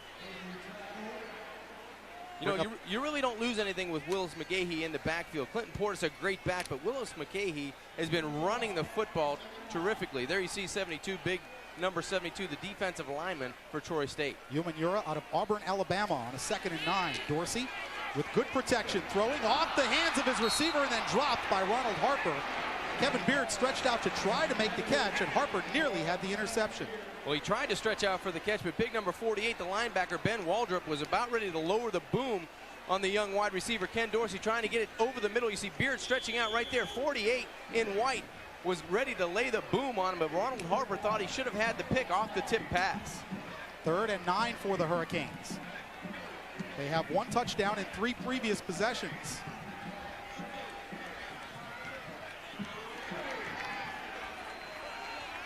Three wide receivers in on this 3rd and long. Dorsey looking for Andre Johnson, has him inside the 35-yard line of Troy State, out at the 31-yard line. Rashawn Reed pushed him out of bounds. It'll be a first down Miami. 6:17 left to go here in the second quarter. Nice route by Andre Johnson, but the key was Derek Jackson, the cornerback. He doesn't drop off. He stays flat, and there's a huge void to the sideline there. 16, Rashawn Reed cannot make up the ground. It was the problem of the cornerback. Jackson, 27, gave too much ground on the short side, and there was plenty of room for Andre Johnson to run that corner route. A lot of room for Ken Dorsey to stick it in there. The Canes are on the move at the 31-yard line. You see Ken's numbers right now, 12 of 17 for 170 with 1 touchdown. Gain was 23 on the completion to Andre Johnson on a first down. McGahee with the football. Got a good block from Payton, but he is hit hard at the 30-yard line. Reed make the first contact, the safety, and then Ben Waldrop, the middle linebacker. Actually, Troy's leading tackler as the backup middle linebacker. Waldrop had 36 tackles coming into the game. Don Solinger, the running back coach for the University of Miami, was halfway on the field trying to get Willis McGahee's attention to cut it up and get what you can. That time, the Troy State Trojan defense really stretching the field to the Miami sideline. No gain on the play to bring up 2nd and 10. This does not look like a team that's given up 275 yards a game on the ground. Not at all. On a 2nd and 10, Dorsey signaling his wide receivers. Give this to McGahee. He's got a hole. McGahee behind a good Payton block, puts his head down and makes the contact at the 20-yard line against Ronald Harper. Picked up 11 and has a first down. I think Don Solinger, Coach Solinger, got his point across with one play. You see that time, Willis McGahee going off the right side, a huge hole. Great down block that time by Jeremy Shockey. You see Payton out in front, but watch him deliver the blow. That's what great backs do, and that's what all the Miami running backs do. They initiate contact downfield, and Ronald Harper is going to have a sore sternum tomorrow. Total yards in the game, and the offenses for both teams have been effective, but only one touchdown on the board for each side. A couple of missed field goals for Troy State, one for Miami. McGahee again trying to get to the outside, cut down by Waldrop as he reached the 16-yard line. It's a gain of 4, and McGahee a little bit slow to get up. Yeah, not a good sign. Doesn't look like he's going to get up, Frank, as you said.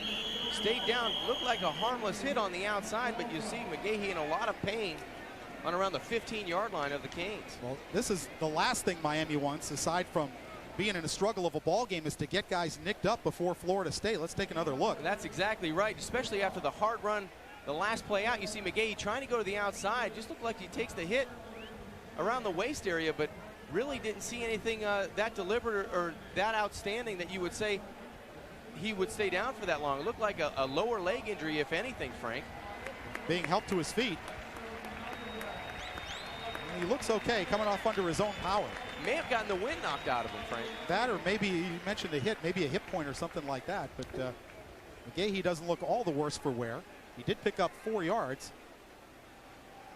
And it'll be 2nd and 6 for the Hurricanes. Ball close to the 16-yard line of Troy State. Only 4:53 left to go in the second quarter. This ball game moving along rather quickly. And that'll bring the starter Clinton Portis back into the football game at tailback for Miami.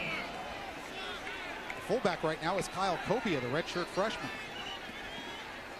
Dorsey throwing to the corner, caught by Johnson. Did he come down inbounds? No, he did not. Could not get a foot down inside the Troy State 10-yard line. David Filyaw had the coverage. Ken Dorsey has thrown that short corner route very well all day. That time a little bit high with the delivery. Andre Johnson couldn't keep a foot down inbounds. A nice route. That time really the only poor pass Ken Dorsey's thrown all day. 12 out of 19 for Dorsey. 3rd and 7 upcoming. Miami sends 2 wide receivers to the wide side of the field, Johnson and Jones. Ethnic Sands is split out to the bottom of the screen, and he's in motion, making it a trips right. Quick drop, throw to Sands off his fingertips. Was it a lateral? No, they'll call it incomplete. Throw was behind Sands. Not a good delivery by Dorsey. When you talk about Ken Dorsey and making the easy passes, believe me, that is not an easy pass when you've got somebody going directly outside of you at full speed trying to hit him on the run. That's the toughest pass he'll want to complete today. That time Larry Coker trying to make him get the pass, get some leverage on the outside. Ken Dorsey not happy about that play, probably not happy about the play before that would have gotten him enough yardage for the first down. Todd Severs with a 34-yard field goal try. Capshaw puts it down, Severs gets it away, and it is good.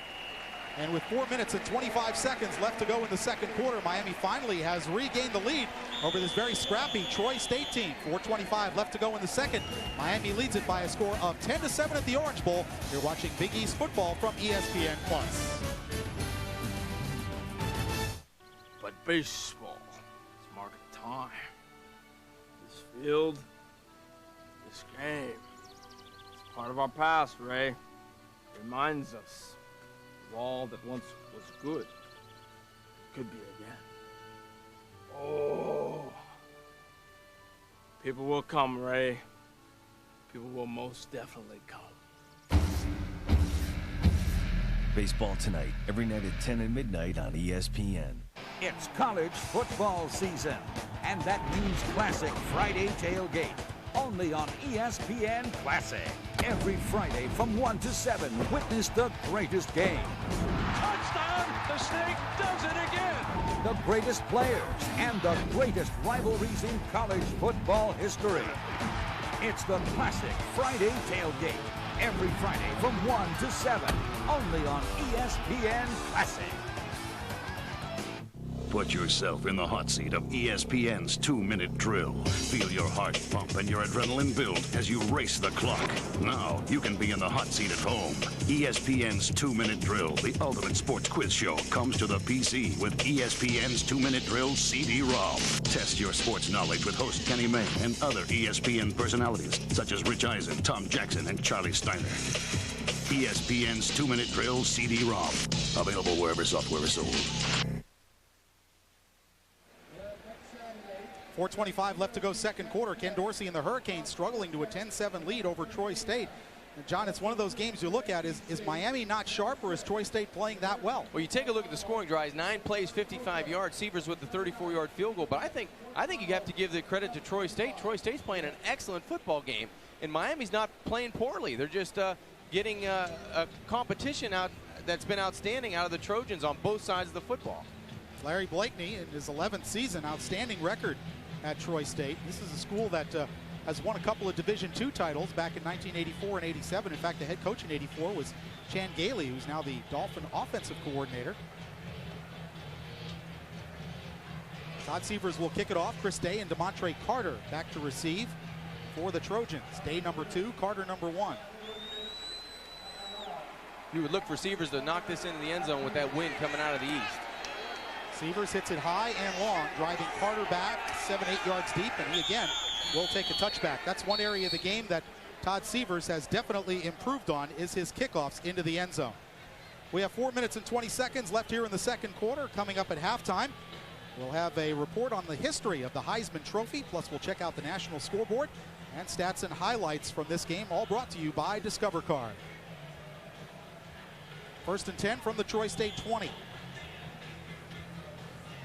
Miami's defense has yet to come up with a turnover today. They would certainly love to do it here. They got 6 DBs in the football game, does the Miami defense, with Jonathan Vilma right in the middle of things, the middle linebacker. Miami on the season has forced 12 turnovers in their first 3 games, looking for their first one today. Nutter on the give to DeMontre Carter. He picked up only a yard or 2. Jerome McDougal had him around the ankles, and then Marquise Fitzgerald came in to clean up. That's exactly what happened. Jerome McDougal did a nice job holding his ground on the defensive end position. And number 27, Marquise Fitzgerald, he's been in the backfield, the Troy State backfield, all afternoon, along with Phillip Buchanan. Does a nice job. 5 carries, 37 yards for DeMontre Carter so far in this game. Phillip Buchanan had a pick in the Canes' last game against Pittsburgh. Matched up one-on-one with Day right now. Fake to Carter. Nutter on the rollout, finds LeBaron Black. And he's knocked down by Ed Reed, but not before. Black picks up a first down out to the 32-yard line. A couple more out-of-town scores. Virginia Tech rolling against West Virginia. It's now 21-0. 7th-ranked Tennessee with a 4-point lead over the Bulldogs of Mark Richt. And Maryland leading Virginia, as Maryland looking to go 5-0. Purdue and Iowa still tied in the second. From the Hurricane 32, rather the Troy State 32, was a pickup of 11 yards on the completion to LeBaron Black. Miami with the dime defensive package in, as they have been most of the game. Nutter on a give to Carter. Carter will go nowhere, lost the football, but Troy State's going to get it back. Number 76, Brandon Hall, came up with the recovery and actually gained a half a yard. As the fumble was forced, Jonathan Vilma looked like he got a hand in there to force it. It looked like the fake pass draw play up the middle. Carter, you see if somebody gets a hand on it. Vilma, the first player there. It looked like the helmet of number 94, William Joseph, trying to strip the football out. Does strip the football out, but an aware play by Brandon Hall, 76. The right tackle by the Trojan offensive line. They do a good job and keep possession of the football. Actually picked up close to 2 yards. It'll be a 2nd and 8. John Vilma, the sophomore out of Coral Gables, stepping into the big shoes left by Dan Morgan. He went on to the NFL after his All-American senior year. Nutter trying to set up a screen. Fumble, loose football. Picked up by Jerome McDougal. He fumbled it. Nutter got it back. And it looks like Brock Nutter got it back. Can you believe that?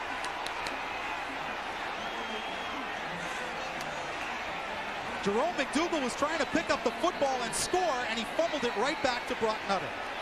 And a timeout call by Miami. They want to save some time on the clock. Well, great pressure that time by the Miami defense. 55, the first player in for Miami, it looked like. Jamal Green, and then it's a loose football, and it's unbelievable that Brock Nutter could get this back. Take a look at the top side of your screen. It looks like 55 is the first one there, and 94 as well, William Joseph, but looks like 95, McDougal was trying to pick up a quarter on the sidewalk. It looked like Nutter actually got a hand in and knocked it back out. And knocked it back out, but McDougal should have just tried to get on the football. It would have been Miami ball around inside the 20-yard line. Well, that's, you know what, John, that's easy for us to say, but in all honesty, the coaches teach them, when the ball's on the ground, try and pick it up and score. And as a defensive lineman, you've got nobody in front of you to that end zone. And I'm sure his mindset was, hey, I can score. But I think Brock Nutter made a great play to knock the ball loose one more time. Well, that was an awesome play that time by the Miami defensive front seven. But Brock Nutter made a better play of getting the football back from McDougal, number 95. So there's a timeout taken by the Hurricanes. The loss, by the way, was 19 yards all the way back to the 15-yard line.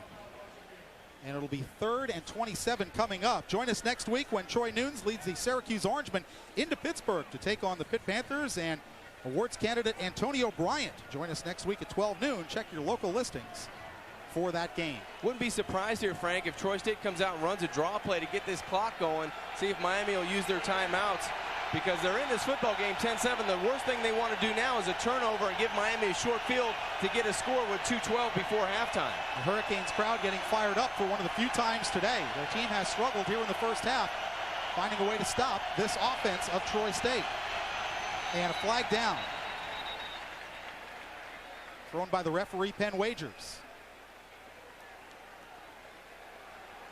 Miami pointing Troy State's way.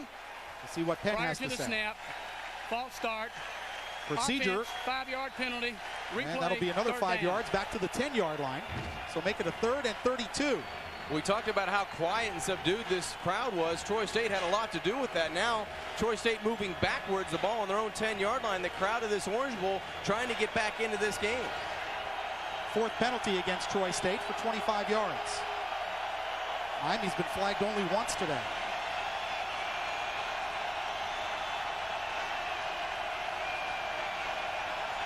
Nutter on the draw play, as you called it, John, DeMontre Carter. And Carter will get up to the 15-yard line. John Vilma and Edward Reed making the play.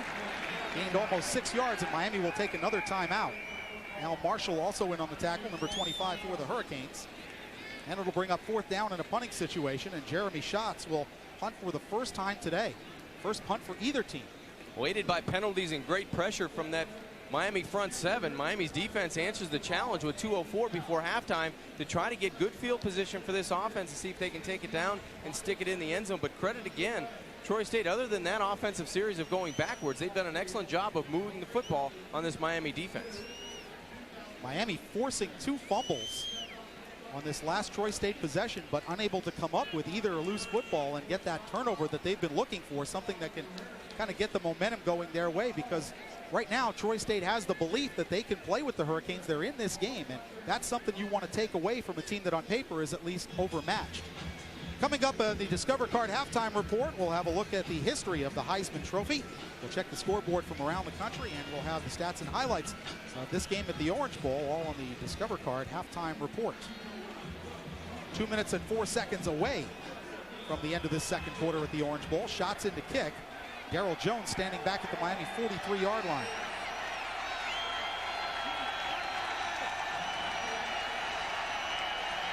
Miami loading up the line of scrimmage. Maybe trying to come after this punt. At least force the bad field position. Snap is good. Shots with time. Gets it away. Low kick hits at the 45-yard line and will be downed near midfield. So Miami will have outstanding field position at the Troy 49-yard line, a 34-yard kick, and 1:56 to work with, but only 1 timeout. That's exactly right. 1 timeout, plenty of time for number 11, Ken Dorsey, to engineer a scoring drive. 1:56 before halftime. Look for him to use that corner route, the short corner, either the short side of the field or the wide side. Have been very successful on first down for Miami. This game a little bit reminiscent of the Louisiana Tech game last year, where Miami was an overwhelming favorite, but struggled to win by 11, although that game was a lot higher scoring than this one. Miami with 3 wide receivers in the formation. Portis the only back alongside Dorsey. On the draw to Portis. Portis at midfield, cutting back, and he'll go down, no gain. Number 92, Vernon Marable, making the tackle for Troy State.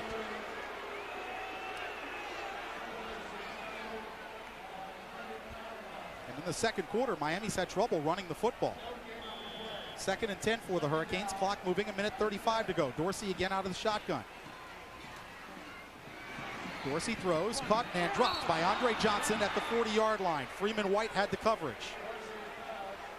And the Hurricanes' concentration level is not quite what it needs to be today. Well, Andre Johnson has caught everything thrown his way. That time you could see as the ball came into his body, his head looked upfield to go down the field and try to get yards after catch. That time he just needed to secure the football, and that would have stopped the clock for a first down for this Miami offense. Now it's 3rd and 10 with the ball around the 50-yard line. 3rd and 10 for the Hurricanes. Andre, the sophomore out of Miami High.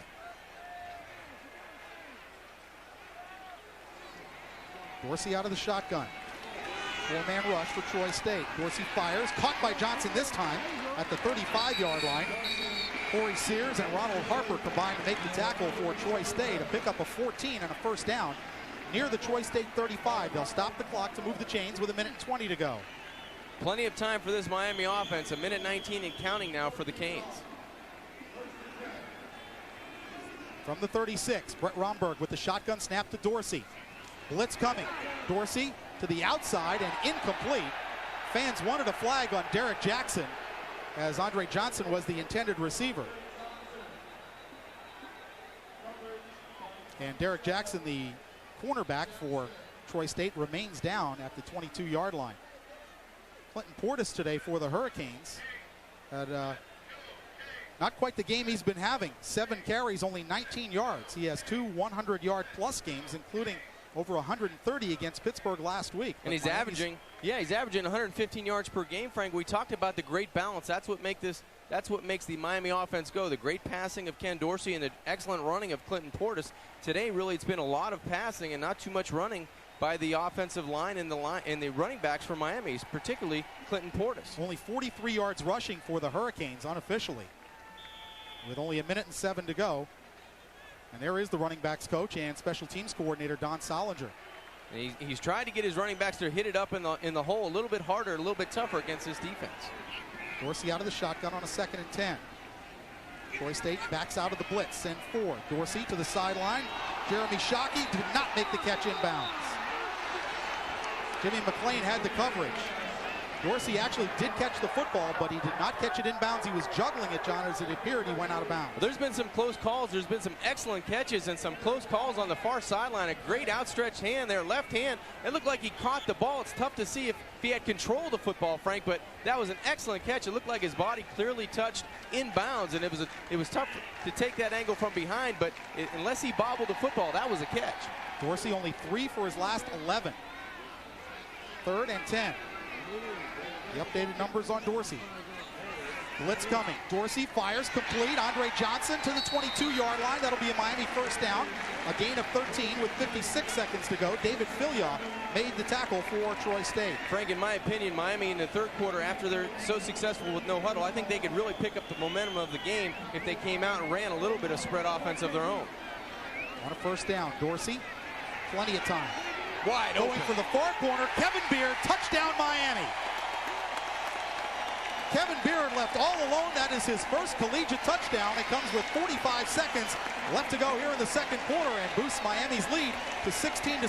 A much-needed confidence booster for the young wide receiver and for the Hurricanes in general today. For the first time all afternoon, it looked like Troy State was confused on defense because Miami had a little bit of up-tempo offense. They went with the no huddle. They did a good job of protecting Ken Dorsey, and he found Kevin Beard, as you said, Frank, for his first collegiate touchdown. Sievers on to attempt the conversion. It is up and good. 45 seconds remaining in the first half, and Miami has now upped their lead to 10. It's 17-7. John, where do you think the breakdown for Troy State occurred in this coverage? Because there wasn't anybody within 20 yards of Kevin Beard. It was definitely in the secondary, Frank. They had bodies running all over the place, and they couldn't find out where they wanted to line up initially on this spread offense of Miami. You see defensive backs running to the left, Ken Dorsey with excellent protection, and it was just a bust on the right side. It looked like a couple DBs were looking at each other. They went to the wrong side of the football field. That gave Ken Dorsey an enormous amount of time just to stand and wait in the pocket, and he found an all-alone wide receiver in Kevin Beard, number 9, for his first touchdown. A 7-play, 49-yard drive set up by the short punt from Troy State after the fumble that Brock Nutter recovered. back at his own 15-yard line. They had to punt from near the end zone, and that gave Miami great field position with about 2 minutes to work with. And you got to credit that defensive stand, the timeout, the defense of Miami really making the Troy State offense for the first time all afternoon go backwards. They force 2 fumbles. They have a couple penalties, procedure penalty. They end up kicking the ball from around their 20-yard line. They get the ball around the 50, and then it's that Miami offense came out no huddle and shoved it down Troy State's throat. Really did a nice job of throwing the football. Ken Dorsey looking both sides of the football field and spreading it out. Todd Severs will kick it off. Demontre Carter and Chris Day back to receive for Troy State.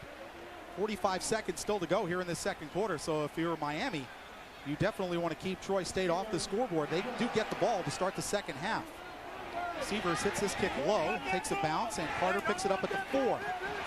And Carter will go down as a flag flies at the 15-yard line. Excellent special teams coverage. Kellen Winslow Jr. in there along with Jermel Weaver and Antrell Roll, all picking up a piece of that special teams tackle.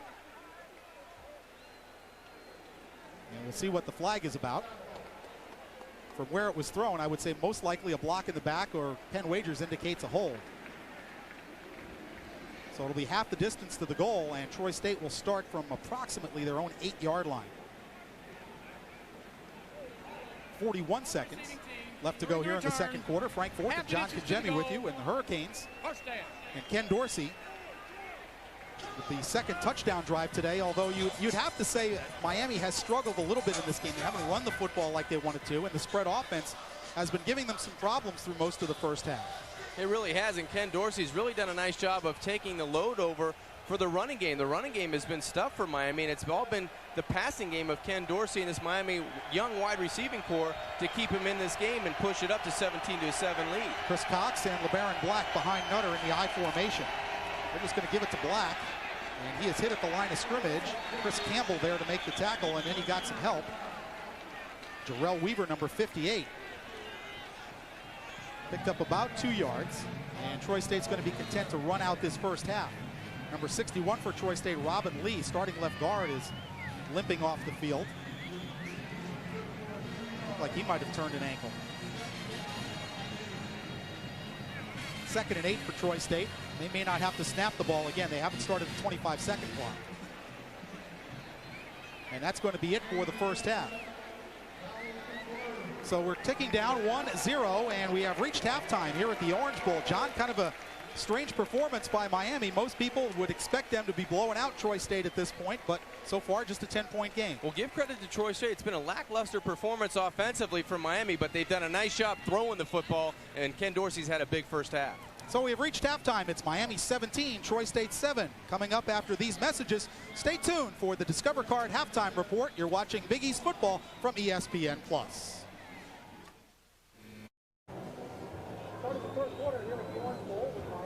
Troy State by a score of 17-7. Troy State will have the football to start the second half.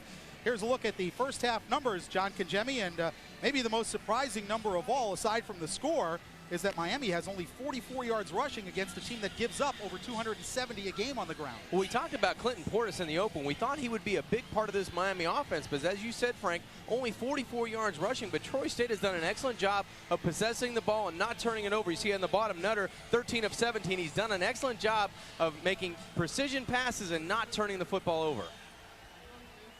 Chris Day and Demontre Carter back to receive for Troy State. Carter to the lower left of the screen as Todd Severs will tee it up for Miami. And we're underway here in the third quarter. Low line drive kick. This will bounce into the end zone past Day and out of the back of the end zone for the touchback. So Troy State will have it 1st and 10 at their 20 to begin the second half. Brock Nutter, 13 out of 17 in the first half. 149 yards, 1 touchdown, no interceptions. And coming into the game, John, he had 3 touchdowns and 5 INTs, so he has been taking much better care of the football today. And in his last big game against Nebraska on the road, he started out really well, and then he turned the football over in the games against Middle Tennessee on drives that really started the football game. They started in the hole. Today against Miami, they did a good job in the first half running this no-huddle offense. Let's see what kind of adjustments this Miami defense, especially in the defensive secondary, make against Brock Nutter in this spread offense. Nutter starts out of the shotgun. Black and Carter alongside. Fake to Black. Nutter throwing, caught by the tight end, and then dropped by Phillips as the big hit from Ed Reed forced the incompletion, and we have a flag down at the Troy State 18-yard line. Well, this is why Ed Reed is an All-American. Take a look at Penn Wagers. It's like illegal downfield against Troy State. Larry Blakeney, the head coach of Troy State, had to be extraordinarily happy with the way his team played in the first half. And we'll see if Miami decides to accept the penalty or take the down. Ineligible receiver, downfield on the offensive team. The penalty is declined. Second down. Well, Miami will take the result of the play, which was an incomplete pass on the breakup by Edward Reed. Edward Reed's had a couple big hits in this football game. The only difference with that one, he separated the football from the would-be receiver, Cedric Phillips, in the first half. He made some nice collisions happen, but the Troy State offensive people, the skill people, have been able to hang on to the football. This is a no-huddle spread offense that Troy State uses. They call the plays when they're lined up. Carter, the running back, alongside Nutter. 5 in the pattern. Nutter under some pressure, steps up, throws. Is it picked off on the deflection? Yes, Ed Reed has it. Ed Reed's going to take it to the house for a Miami touchdown. Second defensive score of the year for Miami, a 25-yard interception return by Edward Reed. That is his second INT of the season, number 14 of his career. You talked about the All-American hit. How about this catch in concentration? We talked about Brock Nutter not turning the football over. Credit the pressure of the Miami defensive front from the edge. That's what made Brock Nutter step into the pocket and really throw a football he would like to have back. Terrific play that time by number 20, Edward Reed, the senior. Todd Severs on to attempt the extra point, so 20 seconds gone in this third quarter, and Miami has another touchdown on the board via their defensive unit. Capshaw with the hold. Severs' conversion is good. 14:40 left to go third quarter, and Miami now leads it by a score of 24-7. There is Edward Reed, the senior out of St. Rose, Louisiana, with a touchdown on the defensive side for Miami. Canes lead at 24-7 as we take another look at the deflection and the Ed Reed pick as Miami gets on the board early in the third. You're watching Big East football from ESPN Plus.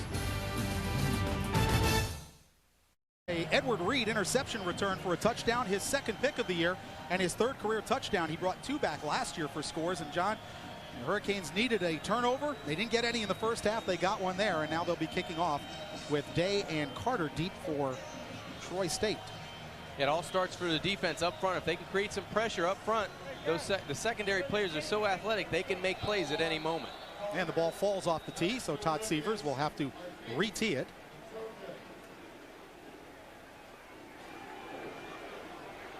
Severs done an excellent job this year on his kickoffs. That's an area he's vastly improved in since his freshman year. And again, Frank, a lot of wind coming from the open side of the Orange Bowl. Severs should have no problem putting this football in the end zone. Line drive kick.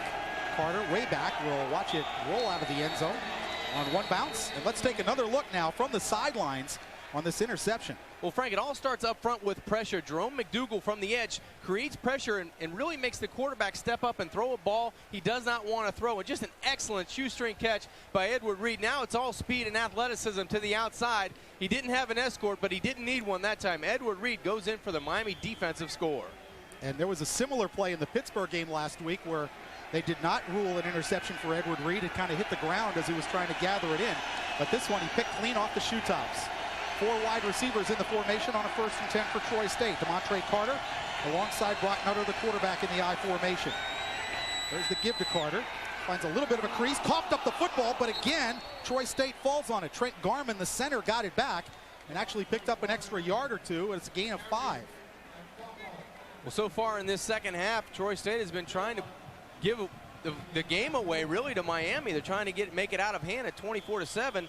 As you said, alertly, Trent Garman, the center, on the recovery, but just a strip, someone got a hand in, and then alertly the center picks up the fumble, or else another defensive turnover from Miami. That's about the 3rd forced fumble, I think, Frank, by the Miami defense today. Exactly right, John. 3 fumbles by Troy State. They've gotten them all back. This time it's LeBaron Black. He runs into Matt Walters, manages to squeeze out a yard. Marquise Fitzgerald along with Andrew Williams helping out after Walters made the initial contact, and it'll be 3rd and 4 for Troy State. Really the unsung hero up front, Matt Walters, the junior defensive tackle from Miami. 13 total tackles coming into the game. Black trying to run right over him, but Walters will have nothing to do with it. 3rd and 4 for Troy State. Here's Matt Walters, the big junior out of Melbourne, Florida. Get 4 wide receivers in the formation for the Trojans. Nutter's pass deflected by McDougal and falls incomplete. Well, the right tackle tried to cut McDougal, and McDougal did a great job, John, of keeping the block off him and getting his hands up. McDougal kept the block of the tackle, looked like Brandon Hall, away from his knees and ankles, and really just went right beside him. You see 76, the right tackle, tried to make a cut block, but McDougal had enough athletic ability to get around him and get his hands up right in the face of Brock Nutter, the senior quarterback. Excellent 2 series, that series and the last series by this Miami defense. Jeremy Schatz in to kick it away. The freshman from Birmingham, Alabama, Philip Buchanan, stands at the Miami 38-yard line. And they're coming after the punt too, Frank. Good snap, and they almost got there. Schatz goes down, flag goes down. Punt out of bounds at the Miami 45-yard line. They'll get Miami for running into the kicker. Only a 28-yard punt. Might have been Edward Reed. He had a shot right up the middle and just missed it. Well, that'll give Troy State a first down. Running into the kicker on the defensive team. 5-yard penalty. It's enough for a first down. It's a 5-yard penalty. Let's take a look from the end zone. Someone breaks free, Frank, right up the middle. Right there, 27, Marquise Fitzgerald, and also 20, Edward Reed. But it was Fitzgerald that runs into the punter. Had a shot right up the middle, but just misses it. A good job by the punter to get it away for Troy State. So Troy State with new life with 13:09 left to go in the third quarter. So it looked like Miami was going to go turnover, touchdown, and a 3-and-out on defense, but the penalty on special teams gives the ball back to Troy State. Miami defense really creating some momentum here in the second half. Let's see if they can sort of do it again on this redo for Troy State after the penalty. From the 30, Carter ducks up inside, picks up about 3 yards. Jamal Green there for the Hurricanes on defense to make the tackle, helped out by his middle linebacker, Jonathan Villman, number 51. Big Jamal Green, number 55, the senior out of Camden, New Jersey. Big East scores from out of town today. And, of course, Virginia Tech leading 21-0. That's early in the third quarter over West Virginia. Syracuse in a weird score in the third quarter, 11-5 over Rutgers. Later today, Pittsburgh will be at Notre Dame. From the 33-yard line, a 2nd and 8. Nutter under pressure, and we had whistle stop that play. The referee Penn Wager stopping play. Looked like a timeout, Frank. Yeah, it looked like maybe number 3, Hayward Skipper, the wideout, called timeout right before the play started. That is a timeout charged to Troy State, their first of the second half. 12:33 left to go in the third quarter. Hurricanes lead Troy State 24-7 here at the Orange Bowl. You are watching Big East football from ESPN Plus. Put yourself in the hot seat of ESPN's 2-minute drill. Feel your heart pump and your adrenaline build as you race the clock. Now you can be in the hot seat at home.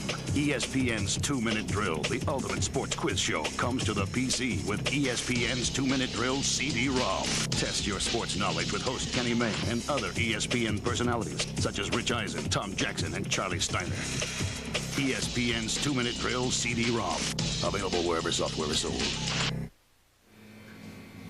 The yellow one is Pikachu. He's a Pokemon.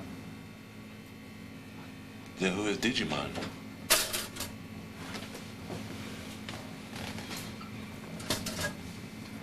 Thanks. Digimon is like a different group, wholly separate from the Pokemons. Thanks for clarifying that. Sure. Actually, Digimon means digital monsters. Catfish. What a great arm. Who is that kid anyway? Of course he's got a great arm, Buttermaker. He's the best athlete in the area. But you don't understand. That's Kelly Leak. You guys talking about Kelly Leak? Yeah. That dude is a bad mother. Talking about a loan shark. I borrowed a nickel from him last week. He said if I can give him a dime by Friday, he'd break my arm. That's su bandito. Baseball tonight, every night at 10 and midnight on ESPN. 12:33 left to go third quarter. Miami with a 24-7 lead over Troy State as we return to play after the Troy State timeout. It's a 2nd and 8 for the Trojans from their 33-yard line. Nutter on a slight roll out to the left. Pressured by Williams. He got the throwaway and short hops his wide receiver. Intended target was Tommy Vennessy. Big pressure from Andrew Williams forced the incompletion. Andrew Williams, as you said, Frank, coming from the edge, and Miami's really turning up the heat on the fifth-year senior Brock Nutter. Really nowhere to feel comfortable in the pocket. Just gets lassoed down by the shoulder pads. You see big number 99, Andrew Williams, in, pressuring the quarterback. He's had 6 pressures coming into the game. He's been around Brock Nutter most of the afternoon. 3rd and 8. Miami with 2 sacks in the game so far today. Nutter, inside handoff to Carter. Carter is going to get the first down at the 40-yard line. Edward Reed trying to lasso him down, finally gets him down at the 45. Nicely designed play for Troy State on a 3rd and 8. It's really what they need to do, Frank, against Miami's defense. They pursue so well. As you see, number 1, Carter walking off limping, but they pursue so well, does Miami's defense, that everybody's to the left side of the field except for 51, Jonathan Vilma. You see 20, Edward Reed coming into the picture. A high tackle only allows DeMontre Carter to really break that tackle and try to get more yards. He gets the first down with the ball up to the 45-yard line. Gain of 12 for DeMontre Carter. 1st and 10 from the 45. Out of the I formation. Baron Black stuck at the line of scrimmage, no gain. Jonathan Vilma laying the smackdown. The sophomore out of Coral Gables High School came into the game with 14 tackles, 2 of those for losses, and he stopped that play cold. Well, you mentioned it earlier, big shoes to fill for Jonathan Vilma, replacing the All-American Dan Morgan out with the Carolina Panthers, but also credit Matt Walters. It was Matt Walters low and Jonathan Vilma all over the ball carrier, that time on first down. Jonathan did not make a good play on the previous run by DeMontre Carter, because that is his responsibility, Carter. 2nd and 10.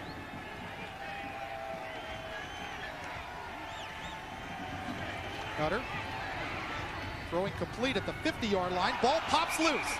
Marquise Fitzgerald tries it. Now they're going to call it incomplete. They're going to call it incomplete as Marquise Fitzgerald forced it out of the hands of the wide receiver, Eric Felton. The Canes right now on defense attacking the football, really more aggressive than the first half. Marquise Fitzgerald's been around the football and the football carrier all afternoon, that time making a big play to strip the football away from the would-be wide receiver. 3rd down for Troy State. 3rd and 10. They're 1 for 5 on 3rd down conversions this afternoon. Triple wide receiver to the right of the formation. Nutter against a 4-man rush, has plenty of time. Now pressure coming late, sacked by Marquise Fitzgerald. His 2nd sack of the year.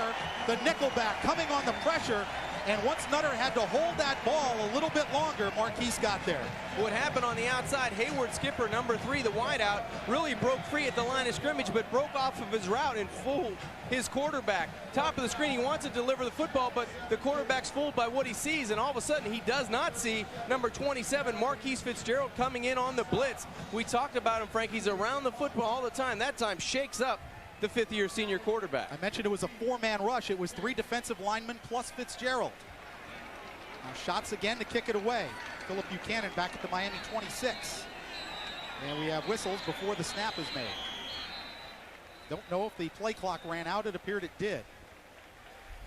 Prior to the snap, delay of game on the offense. 5-yard That's exactly penalty. what happened, Frank. And you see the frustration on the sidelines with Coach Blakeney trying to get his squad on the ball, and he wants to reset the clock, but the penalty's already been called, and they'll step off 5 against the Trojans. So that'll bring it back to the 33-yard line.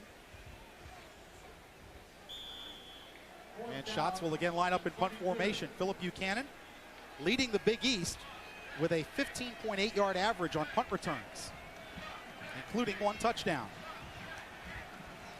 Shots kick into the wind, not very far. Hits at the 41-yard line and bounces backwards, touched at the 43 of Miami. And that's where the Canes will start 1st and 10, only a 24-yard punt from Jeremy Schatz. 10 minutes, 24 seconds left to go in the 3rd quarter. Hurricanes with a 24-7 lead over Troy State. Join us next week when Troy Nunes leads the Syracuse Orangemen into Pittsburgh to take on Antonio Bryant and the Pittsburgh Panthers. Join us next week at 12 noon. Check your local listings. Ball spotted at the 44-yard line of the Hurricanes. Najee Davenport of the Hurricanes has cramps, and it is reported that he will not return to today's game. Jared Payton in at fullback. Dorsey with play action on a 1st down. Down the middle, caught by Shockey, 33-yard line. first down for the Hurricanes. Nazir Yamini, the middle linebacker, had the coverage, but not enough to prevent the completion to Jeremy Shockey, a gain of 23. Well, that's experience by the quarterback and the tight end going down the middle of the field. You couldn't really lead his tight end down the field because that's where the coverage was. He tried to slow him down in the hole with the throw, and that's great experience and great composure by Ken Dorsey as well as his tight end, Jeremy Shockey. Andre Johnson and Ethnic Sands, the wide receivers for Miami. Payton and Portis in the eye behind Dorsey. Dorsey pump fakes. Looks back the other way and throws incomplete. Looking for Johnson on the out pattern at the 20-yard line. Freeman White had the coverage. Dorsey had man-to-man coverage that time, Frank, wanting to go downfield, but ended up holding the ball and wasn't really set to throw the ball across his body from right to left.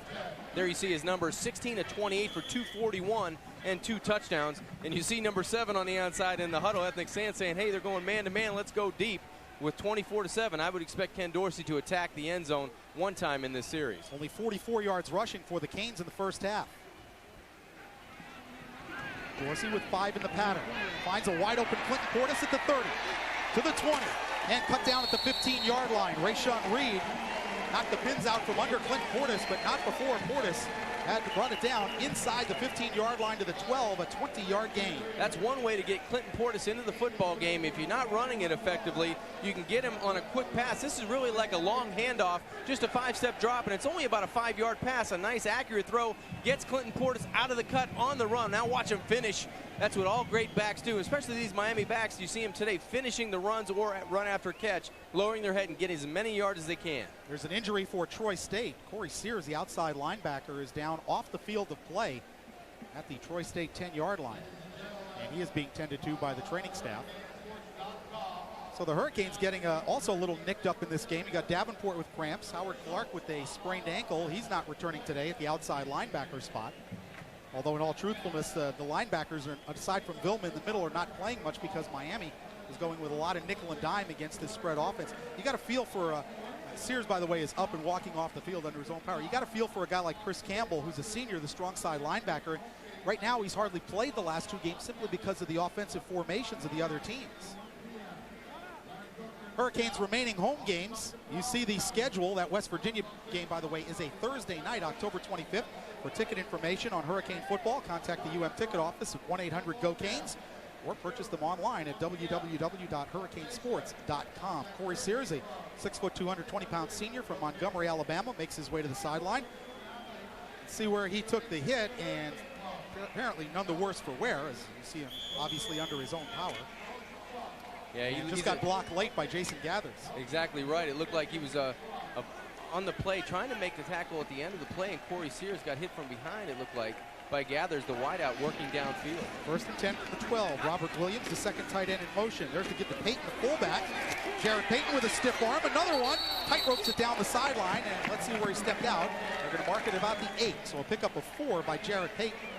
Looks like that Troy State defense wearing down a bit. A lot of arm tackles that time on the fullback. Jared Payton, he was able to stiff arm his way to the outside, shuffling to his left and trying to pick up some yards, but watch, nice block at the point of attack by Martin Bibla. A lot of arm tackles that Payton runs through, and you see his excitement on the outside. He wanted to get to the end zone, gets it down to about the 7-yard line. 2nd and 6. Miami's run 4 plays in the second half. They have 48 yards. Dorsey on the fade, knocked away. Intended for Andre Johnson, flagged down. Derek Jackson had the coverage.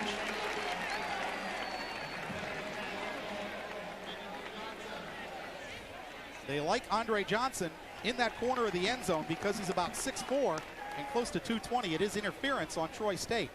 And he goes up and gets the football. Would look like a good play. Against the defense. Derek Jackson only 5'9", so height-wise, automatic it is a mismatch, an automatic first down. Let's take another look at it. That's exactly what you want. 5'9" Jackson going up against a 6'3" or 6'4" Andre Johnson. It looked like he made a good play on the ball, trying to swat the ball away. Yeah, I think there might have been contact early because he made a good play on the ball once the ball arrived. The contact had to be early. First down from the 2-yard line. Give to Payton. Jared Payton with a touchdown for the Miami Hurricanes. The son of the late, great, legendary Walter Payton scores his 2nd touchdown of the year, and Miami has stretched their lead to 30-7. A little bit of a new wrinkle from Miami. You saw the tight end and running back to the left side. Jeremy Shockey and Clinton Portis, everybody going to the left side except for the fullback. A nice down block there by number 80, Robert Williams, who actually was the key to the play. Good offensive line surge, and Peyton goes in very easily up the middle of the field to push it to 30-7 Canes. Sievers on for the conversion attempt, and it is good. 9 minutes and 13 seconds to go in the third quarter. It's now Miami 31, Troy State 7, a 5-play, 56-yard drive for the Canes. We'll take a timeout. You're watching Big East football from ESPN Plus.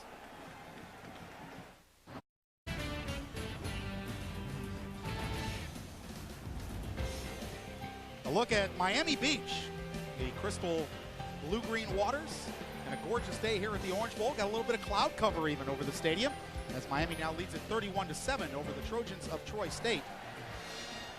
And Todd Sievers to kick it off once again. Miami's first 3 drives, John, today totaled 122 yards, a touchdown and a missed field goal, and they gave it up on downs. Their last 3 drives, they have 160 yards with 2 touchdowns and a field goal. Yeah, and Peyton goes in from 2 yards. You see there Ken Dorsey talking on the sidelines of what they want to do offensively. Right now, the defense really turned the momentum of the game coming out of the second half, getting that interception by Edward Reed, and then Ken Dorsey taking him down and Peyton sticking it in from the 2-yard line. Here's Sievers' kickoff. DeMontre Carter, 7 yards deep, and he's going to try it. Big mistake. Jarrell Weaver knocked him down at the 4-yard line with a little help from his twin brother, number 21, Jermel. But Jarrell Weaver, number 58, the backup weak side linebacker. You talk about these kids on special teams. The Miami coaches say that if Weavers go downfield like their hair's on fire. Yeah, that's right. They were coming down, and Jarrell Weaver, 58, blazing down the middle of the football field for that Canes special teams. So Troy State will start at their own 4-yard line. Jarrell will stay in the game, as Troy State will go with the regular backfield. They have a fullback and a tight end in the game. So Chris Campbell, 48, and Jarrell Weaver, 58, will be in the game at the outside linebacker spots. And as I mentioned, they've had limited play in the last 2 games simply because of the type of offense that the opponents have been running. That spread offense forces you to go with 5 and 6 defensive backs. Chris Cox and DeMontre Carter are now a flag down in the end zone from our referee Penn Wagers, and he's counting bodies. That's true. They might have 13 out there. Well, that'll be half the distance. Put it back on the 2-yard line. The Miami scoring drive, by the way, as Larry Blakeney looks on. I'll get that in a minute. Prior to the snap, illegal substitution on the offensive team. Half the distance to the goal. Replay first down. The Miami scoring drive, 6 plays, 56 yards, 1 minute and 11 seconds, capped off by the Jared Payton 2-yard touchdown run. That's the 8th penalty on Troy State today for 44 yards. Tough spot for Troy State's offense, or any offense, to start on your own 1-yard line, especially the way Miami's defensive front has really been turning up the heat. 2 tight ends in the game for Troy State and an eye in the backfield. Give to the fullback. Cox, he's stacked up right at the goal line. Tremendous penetration by the Miami defense. Looked like William Joseph, number 94, and Matt Walters, 91, the 2 defensive tackles.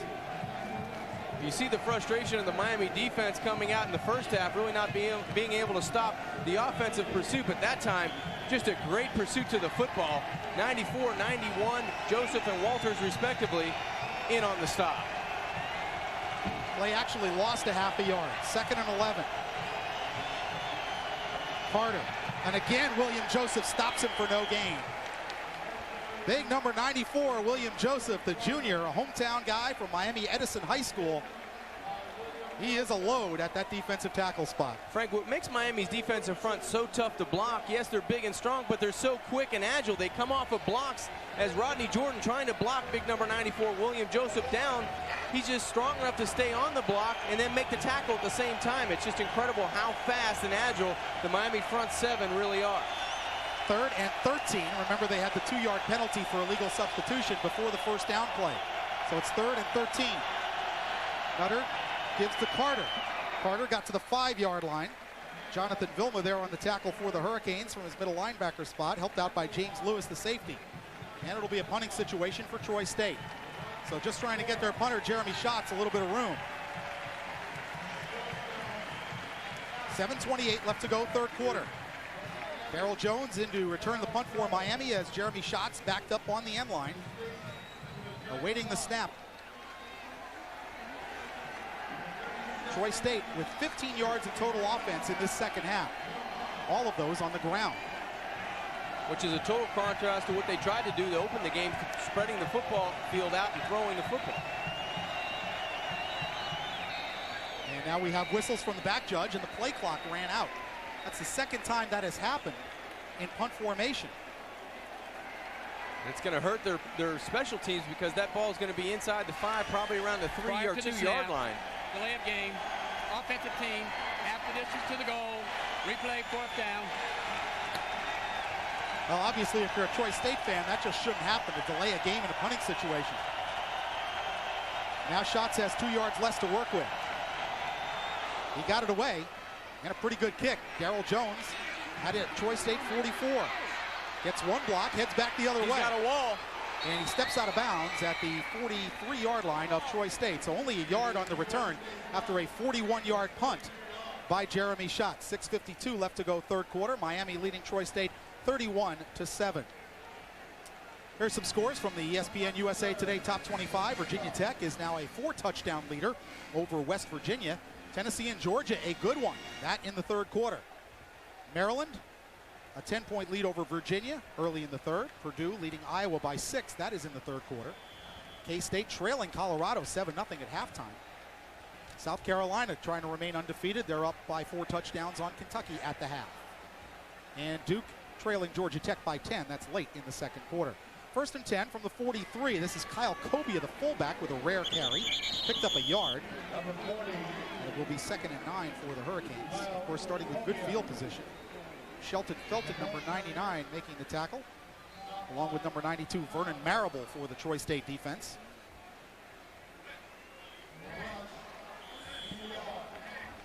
Kyle Kobia, a redshirt freshman out of Lakeland, Florida. Now seeing some work as Najee Davenport left the game in the first half with some cramps, and it's been Jarrett Payton and Kobia sharing the fullback spot since then. On 2nd down, pitch to McGahee. And that play's going nowhere. It'll be a loss of a yard. Number 48, Ben Waldrop, along with Corey Sears, number 4, making the tackle. And it'll be 3rd and 10 for the Hurricanes. Great pursuit that time by the linebacker, the senior out of Pensacola, Ben Waldrop. Good job finding the ball carrier in the backfield. Really bringing up a 3rd and around 11 yards now, Frank, for the Miami offense. Miami's last 3 drives, the average field position was the Troy State 49. This one started at the 43. On 3rd and 11. Dorsey going for the sideline. Ethnic Sands, the catch at the 25. Ethnic Sands inside the 10. Finally run out of bounds by Freeman Whites. What a throw by Dorsey. Dropped that in between 2 defenders, John. That was a tremendous throw. That was a terrific throw. The best throw he's made all afternoon. He drops it right in between Harper and White. Ken Dorsey really going for the gusto this time. Had some receivers open, looking right the whole way. Snaps his head left, and then drops it in the bucket right over the top of 15 Harper. And it looked like White made the tackle, number 24, the cornerback, and he saves the touchdown. But it was Ethnic Sands. Great concentration. Then he had the awareness to turn it upfield down the sidelines. That'll get the ball inside the 10, down to the 7. Dorsey with 299 yards passing today. Looking for his 3rd 300-yard game of the year on 1st down from the 7. This is McGahee. McGahee following Brent Romberg and his fullback Kobia, and scores the touchdown from 7 yards away. You called it. Following Brent Romberg and his fullback Kobia out front. Miami stretching out Troy State. Really, Troy State looking a little bit tired and worn on defense right now. Miami's offense turning it up. McGahee up top, goes to the outside. Watch the Miami offense just push the white jerseys backwards. It's a picket line. Really, nobody touches number 2, the freshman Willis McGahee. He goes in for his 2nd touchdown of the season. And Todd Severs on again to attempt the conversion. 5:27 left to go in this third quarter. And Miami has blown it open. Severs out of the Freddie Capshaw hold, and the Chris Harvey snap puts it up and through. And with 5 minutes and 27 seconds left to go in this third quarter, it is all of a sudden a 38-7 Miami lead. Miami up only 17-7 at the half, but they have exploded in this third quarter with 3 touchdowns. And here is the last one from Willis McGahee. It was all set up by Ken Dorsey's pass. the play before, but just a great job by the offensive line and the fullback Kyle Cobia of getting out in front of the young tailback for Miami. You see the congratulations on the sidelines to be had by all, the wave to mom in the crowd. He's very happy about getting in the end zone. But Ken Dorsey, as you said, Frank, 299 yards passing. He's been barely put on the Orange Bowl carpet or grass today. Hasn't been touched. You see the scoring drive, 4 plays, 43 yards, only a minute 25 off the clock. McCahey goes in from 7 yards out. The big play in this third quarter on the first possession, Brock Nutter was picked off by Edward Reed, who returned it 27 yards for a touchdown, and that just seemed to turn the momentum Miami's way because they have followed it up with 2 offensive touchdown drives while the defense has gotten control of this Troy State offense. So a big third quarter so far by the Hurricanes. We still have 5:27 left to go in the third, and Todd Severs will again kick it off. You look at decisions that players make in a game. On the last kickoff, Demontre Carter tries to run it out from 7 yards deep, gets nailed at the 4-yard line. That Hurricane defense makes the stop, and Miami starts their drive inside Troy State territory. Yeah, and it puts Brock Nutter in a really terrible situation, trying to come out in the shadow of his goalpost and move it 90-some yards to go against this Miami defense. They did that job in the first half, but the second half, Miami defense really turning it up a notch. Miami with 93 total yards offense in the second half, working on a shorter field and 21 points. Troy State has 15 yards and no points. Again, a deep kickoff actually hits the crossbar and goes through into the crowd. Todd Severs showing some leg with a bit of a wind behind him, maybe about 10 miles an hour. I'm Frank Fort alongside John Congemi as we bring you Big East football from ESPN Plus at the Orange Bowl, Miami, Florida. Troy State taking on the #1 ranked Miami Hurricanes, and we have a flag down on the field at the 22-yard line, and it's going to be against Miami. So something happened during the kickoff coverage. After their play, personal foul against Miami, 15-yard penalty from the 20-yard line, automatic first down.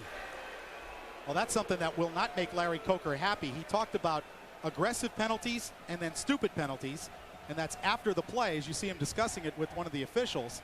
After the play, taking a personal foul penalty on a touchback on a kickoff. There's just no reason to do it. Now, maybe a kid takes a cheap shot, but you know what? You've got to keep your head and retain your temper. From the 35 on an option. Pitch out to Carter. Carter will pick up 5 or 6 yards to the 40-yard line. John Square, number 93, seeing his first action today in on the tackle, along with Edward Reed, the safety.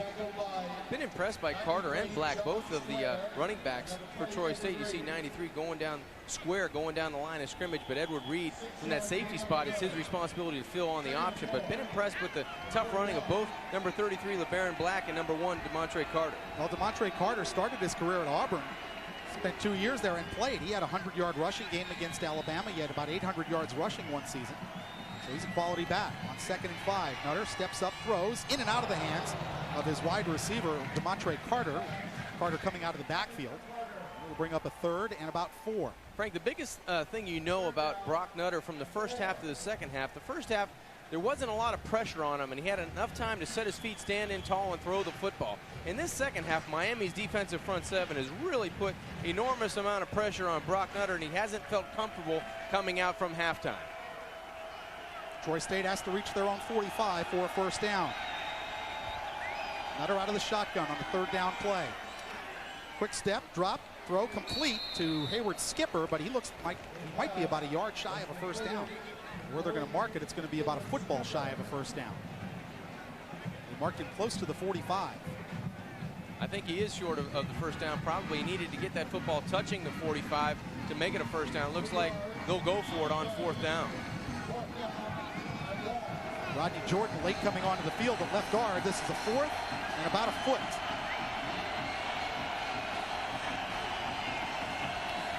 Nutter sneaking. Not sure he got it. Let's see where the linesman marks it. He's got it marked at the 45. Nutter stuck the football out, and where they're marking it, it is a first down. He stuck the football out over the pile, and that got him the first down. Yeah, it looked like that ball may have touched the 45-yard line, and if it did, it's a first down. We'll take a look right there. You see the football go up, and then he takes it away. It was a great play by Jonathan Vilma trying to time up the leap to meet Brock Nutter right at the top. Watch this right here. He sticks the football out, and then all of a sudden 51 and 75 as well in there. Vince Wilfork trying to stop him from the first down, but he does get enough yardage for the first down. 3:53 left to go, third quarter. Nutter out of the shotgun with a roll to the left side. Now coming back the other way. Throws and in and out of the hands of his wide receiver Samples, Jason Samples, as Philip Buchanan had the coverage at the Miami 45-yard line. Would have been a tough catch for Samples. Yeah, tough catch for Jason Samples, trying to go across his body, but that was the only spot Brock Nutter could put the football. Enormous amount of pressure play side. He decided to slide right. Made a good decision and a good throw, but just better coverage that time by the Miami secondary. 2nd and 10 for Troy State from their 45-yard line. 3 wide receivers spread out to the left side of the formation, the upper left corner of your screen. Carter, the running back, beside Nutter in the shotgun formation.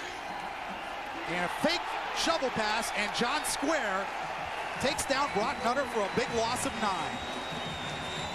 Brock Nutter that time took the lesser of two evils. He wanted the shovel pass out in front to number 1, Carter, but it looked like they had that play snuffed out. Might have been broken up or an interception, so he decides to keep the football. Watch to the inside. Carter will be to his inside, but John Square right there didn't want a chance fumbling the football. That was a smart play, but an even better play on the edge by John Square. 4th sack for the Hurricanes today. They came into the game with only 6 in 3 games. Now, these spread offenses, it's very difficult to get sacks because they're designed to get rid of the football and avoid sacks. So it's 3rd and 18 for Troy State. Nutter with a blitz on from Fitzgerald. Nutter steps up and throws long. And big collision, and penalty flags come flying in. And Mike Rumpf made a bad play there. He had plenty of safety help and instead shoved the wide receiver into his safety, Ed Reed, who could have had an interception. Make it James Lewis. That was just a good old-fashioned mugging down the Troy State sideline, Frank, by number 8, Michael Rumpf. I think he looked up and couldn't find the football and then just ran into the wide receiver. Pass interference against the defensive team. 15-yard penalty. Previous spot. Automatic. First down. I'm not quite sure if Michael Rumpf found the football, but he did see that the receiver was closing in on it and just mistimed it. Any way you look at it, it was just a mugging on the sideline. It's the only way you could really describe it, and it'll end up being a first down for Troy State. Yeah, he cost Ed Reed an interception. Ed had that ball all lined up, and Rumpf shoved the receiver, Chris Day, right into Reed. Ed looked like he was playing center field, waiting for the can of corn to come down, and Michael Rumpf ended up knocking him into the football. So it'll be a first down at the Miami 48-yard line. 2:52 left to go here in the 3rd quarter. Miami up 38-7. High in the backfield behind Nutter. Option, pitch to Carter. Carter chased by John Square, who makes the tackle, but it's a gain of 8 for DeMontre Carter.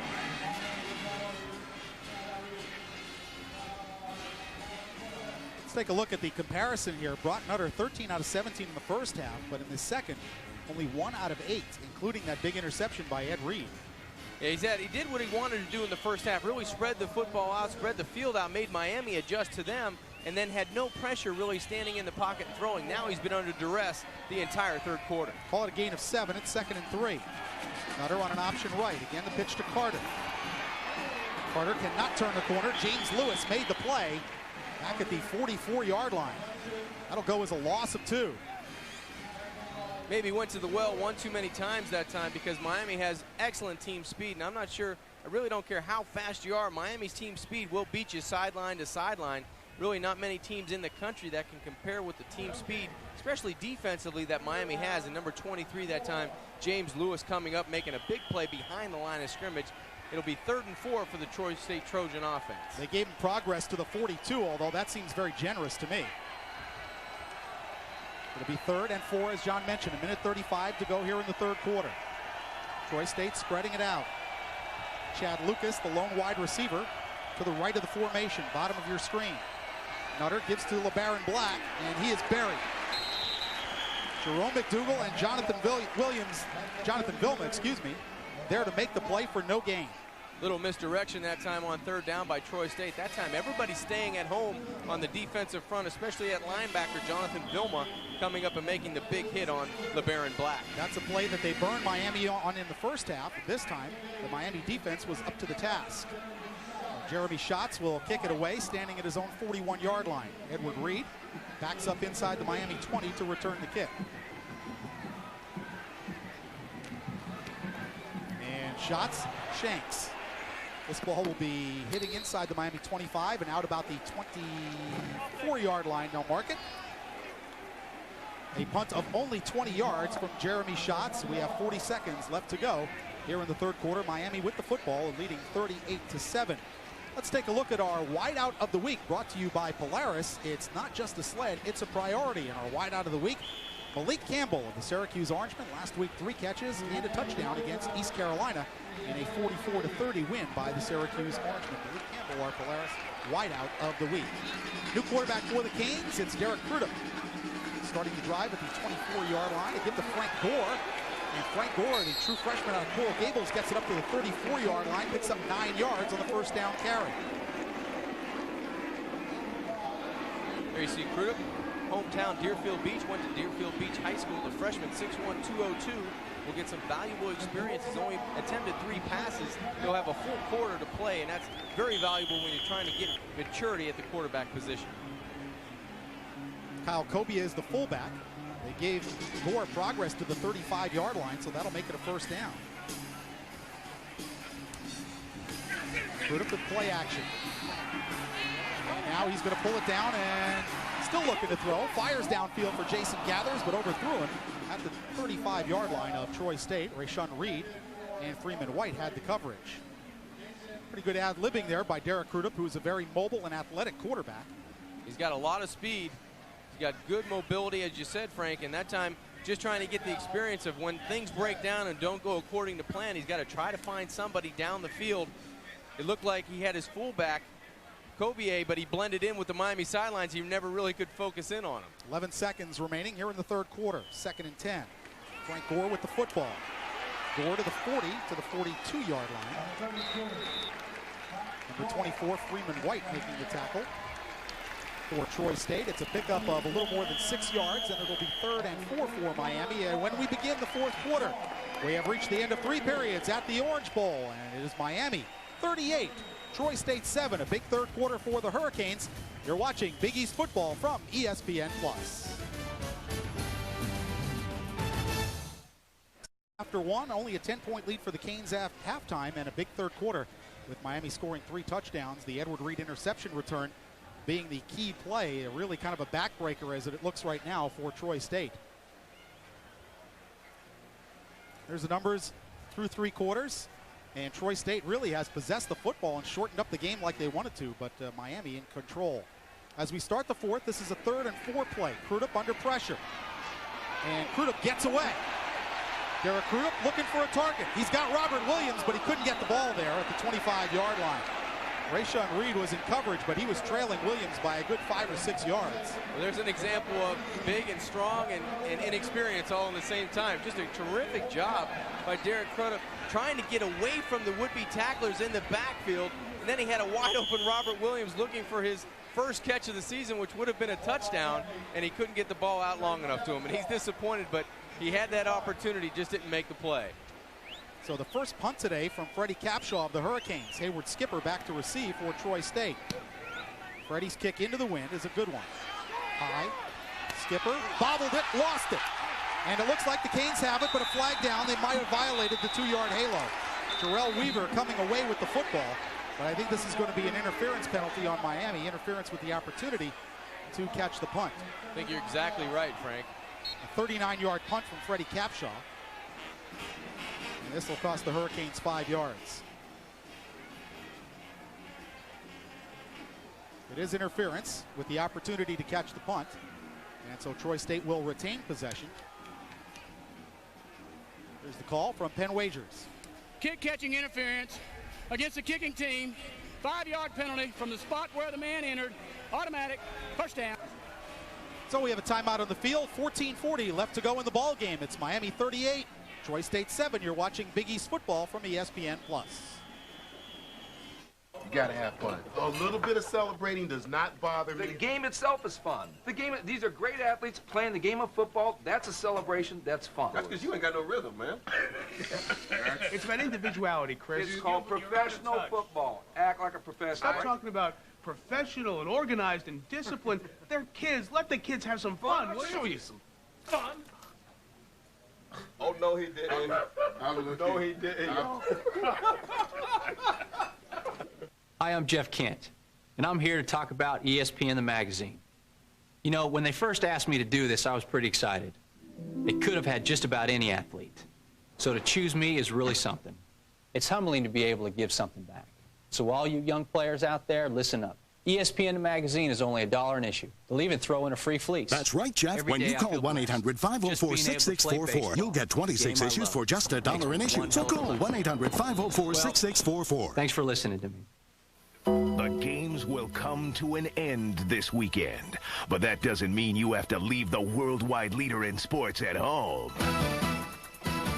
Because the news, interviews, and analysis from your favorite ESPN personalities continues all day, every day, on over 600 radio stations nationwide. Check your local listings to find the ESPN radio station near you. ESPN Radio. Take it with you.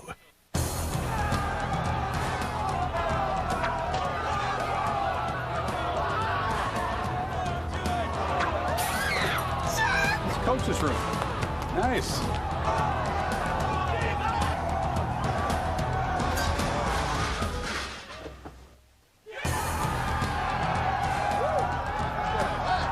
we're back. Alabama. College Game Day, presented by Discover Card. Saturday mornings at 10:30 on ESPN.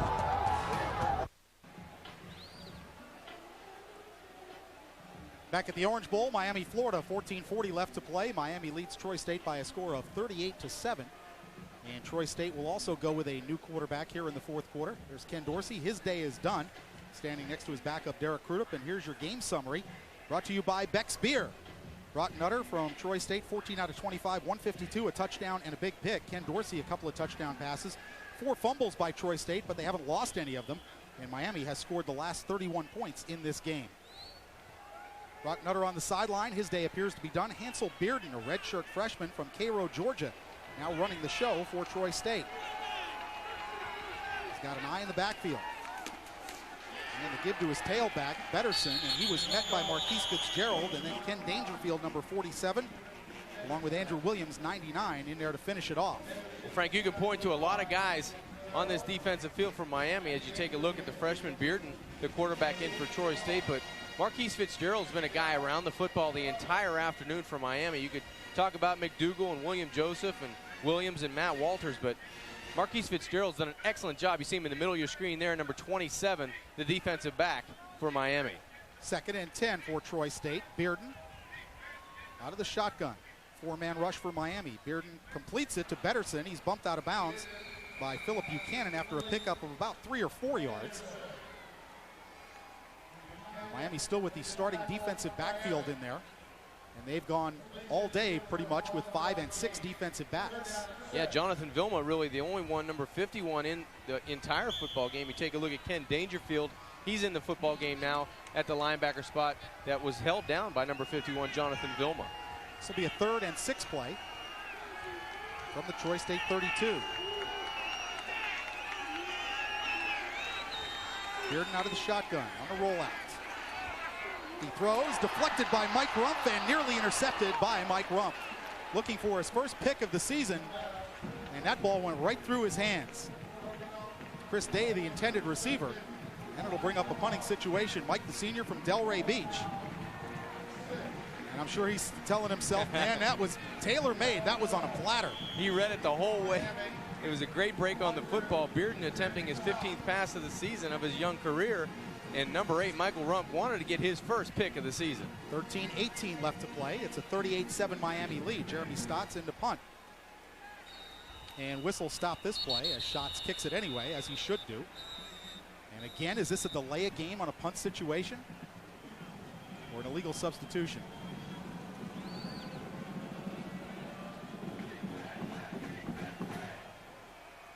Let's see what Penn Wagers and his crew come up with. It's a legal substitution on Miami. I think this would still leave Troy State short of a first down. It looked like Edward Reed was confused on the field whether to go onto the field or come off the field.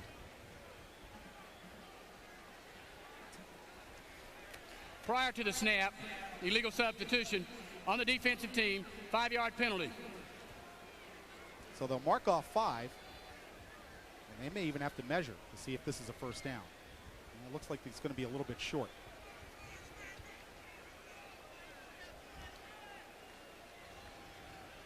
So Jeremy Schatz will again line up in punt formation. Penalties for Miami, only 1 in the first half for 5 yards. They have 8 for 41 here in the second half. 13-18 to go in this football game. Frank Fort along with John Congemi. As we bring you Big East football, Miami Hurricanes trying to defend their home turf against Troy State. A newcomer to Division I this year. Good snap, Shots with a low end-over-end kick. Jones trying to track it down. He's just going to let it roll, and it will go dead inside the Miami 5-yard line. Downed at the 3. So not a pretty kick, but an effective one from Jeremy Schatz. We have 13 minutes exactly left to play here in the fourth quarter at the Orange Bowl. It's Miami 38, Troy State 7. You're watching Big East football from ESPN Plus. You know, athletes are pretty well known for their superstitions, but I got to be honest, our guys can be pretty quirky, too. Have a good show, Kenny.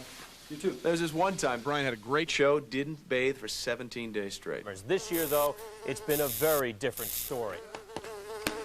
The worst had to be when Dan spilled clam chowder, Manhattan clam chowder, all over Reese. Had his best show ever. Of course, that got old for Reese really quickly. Yeah. He's in makeup. Okay. Hey, Boilermaker. Yeah? Got my curve breaking 2.5 feet. Oh, yeah?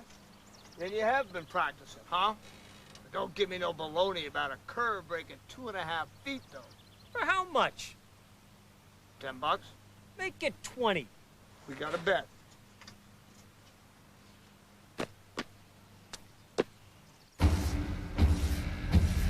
Baseball tonight, every night at 10 and midnight on ESPN.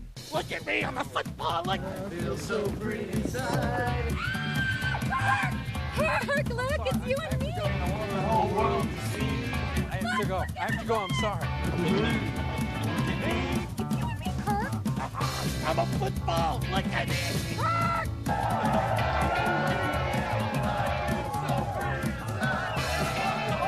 And we're back. College Game Day, presented by Discover Card. Saturday mornings at 10:30 on ESPN. 13 minutes left to go here in the fourth quarter at the Orange Bowl. Miami leads Troy State 38-7. Let's take a look now at our best play of the game, brought to you by Advance Auto Parts. The best part is our people, and it came very early in the third quarter. Yeah, Jerome McDougal with pressure at first, and then number 20, Edward Reed, the senior, everybody's All-American, with a shoestring catch for the interception, goes in to really change the momentum and the tide of this game. Coming out right after halftime, the Miami Hurricanes did an excellent job coming out after Larry Coker had some probably inspirational words for him at halftime. They come out, and the defense set the tone, set up by that play by Edward Reed. Edward Reed interception, our Advance Auto Parts play of the game. Miami will have it 1st and 10 at their 3-yard line after the 60-yard punt from Jeremy Schatz. Derek Crudup, the quarterback. He's got Jared Payton and Willis McGahee behind him. This is Payton with the football. Got only a yard. Number 45, Jimmy McLean, making the tackle for the Troy State defense. It'll be 2nd and 9. Got some substitutions up front, Frank. It looks like number 60, Vernon Carey, in for Joaquin Gonzalez, and Haji Razuli, number 74, the starting left guard, out with some ice on his shoulder, and looks like they've made some substitutions along the entire front. Yeah, the whole second unit in there right now. Joe Fonagrassi at right guard, Joel Rodriguez at center, Ed Wilkins at left guard, and Carlos Joseph at the left tackle. Give him a gain of 2 on 1st down for Jared Payton. This is a 2nd and 8 play. And this is Willis McGahee with the football. And McGahee gets out close to the 10-yard line.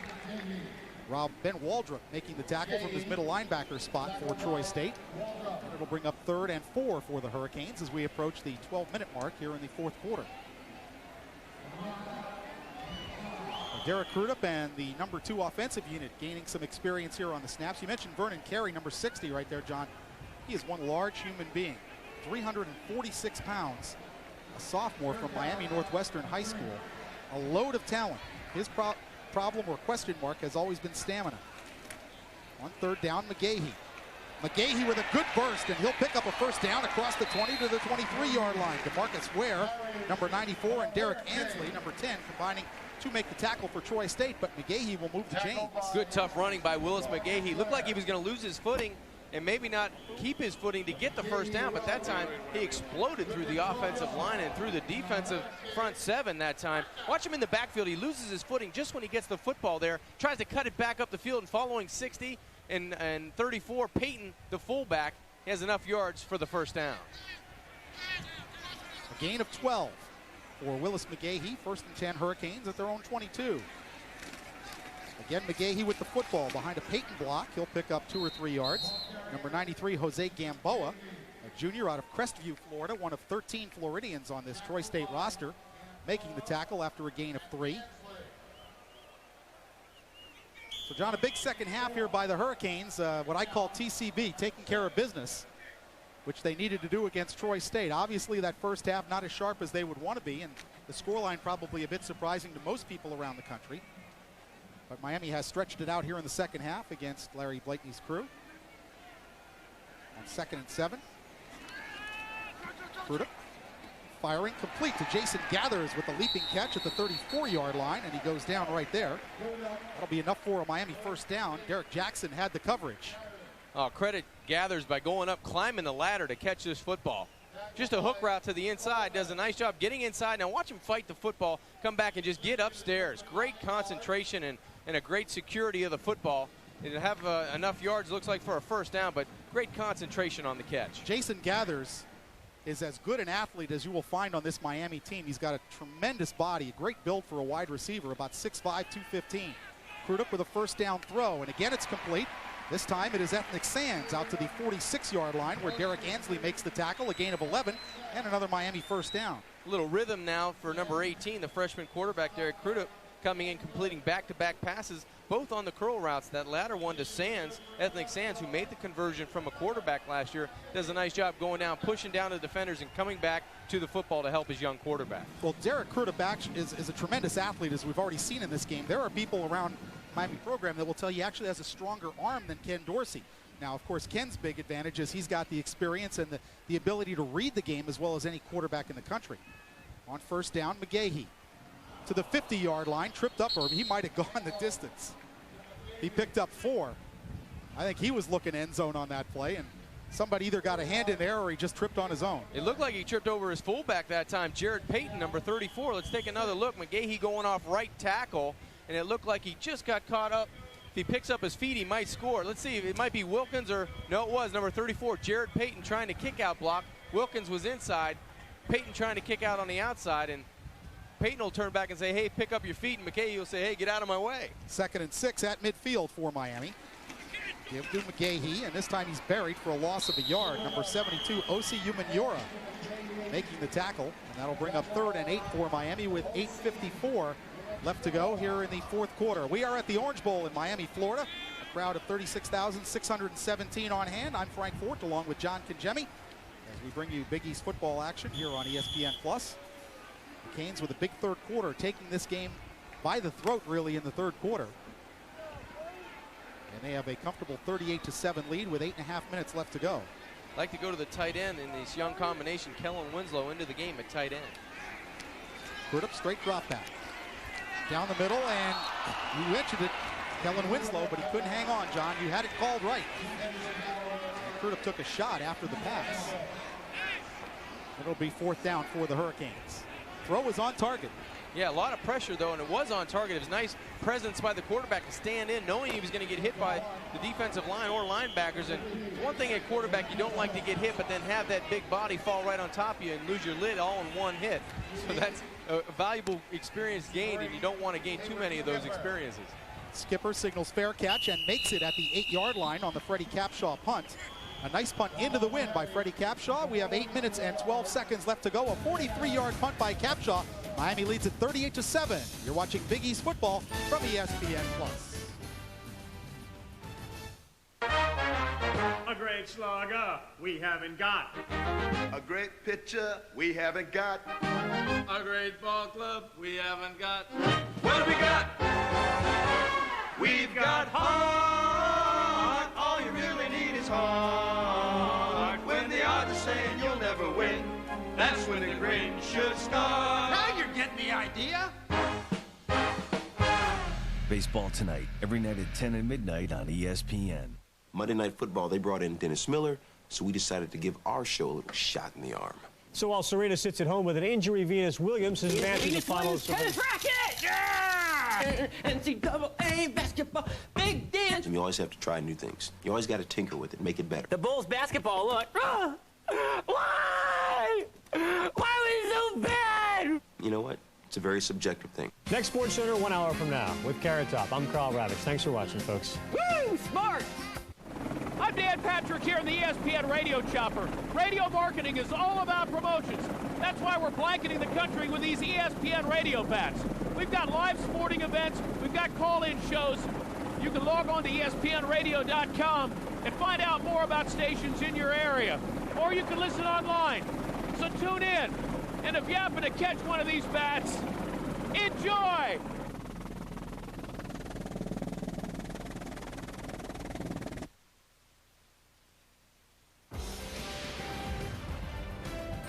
This game is brought to you by Beck's, the official beer of Oktoberfest. Citgo. At Citgo, we enjoy football as much as you do. Citgo, we know you. By Polaris, it's not just a sled, it's a priority. And by the United States Army, an army of one. 8 minutes and 12 seconds left to go here in the football game from the Orange Bowl. Miami with a 38-7 lead over Troy State. Trojans will start 1st and 10 from their 8-yard line. Hensel Bearden, the quarterback, with Chris Cox and DeWitt Betterson set behind him in an I formation. Betterson with the football, has a crease. The 20. He'll get close to the 25-yard line, carrying a whole pile of defenders. They'll mark it at the 27, a gain of 19 for DeWitt Betterson, a 6-foot, 210-pound freshman from Stark, Florida. Maurice Sykes had to make the tackle for Miami. Betterson that time, number 9, as you said, Frank, the freshman tailback, hits the hole with authority, takes the ball all the way across the 25, close to the 27-yard line. Second unit defense in there for Miami.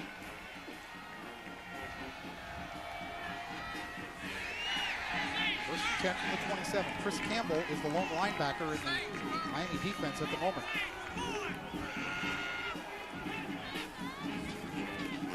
Again, Betterson. Jamel Weaver takes him down at the 31-yard line. Gain was 3. The 2nd and 7 for Troy State. 7.5 minutes and the clock moving here in the Orange Bowl. So it will be a Miami victory and a comfortable one, although not the big blowout that perhaps many of their fans anticipated. Yeah, you're right, Frank. They did what they needed to do coming out after halftime. I think they established the pace of the game with their defense, and Ken Dorsey led the offense. The running game really wasn't in sync today in the beginning in the first half, and Ken Dorsey led the charge through the air. Again, Betterson gets around to the outside, and Jamel Weaver again has to make the tackle. But it's a first down at the 40-yard line of Troy State.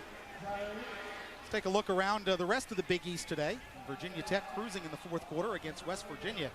That Virginia Tech defense has not lost anything. Rutgers giving Syracuse a battle, 8:43 left to go, and the Scarlet Knights trail by 6. Later this afternoon, it'll be Temple and BC, a 3:30 start. First down from the 40-yard line.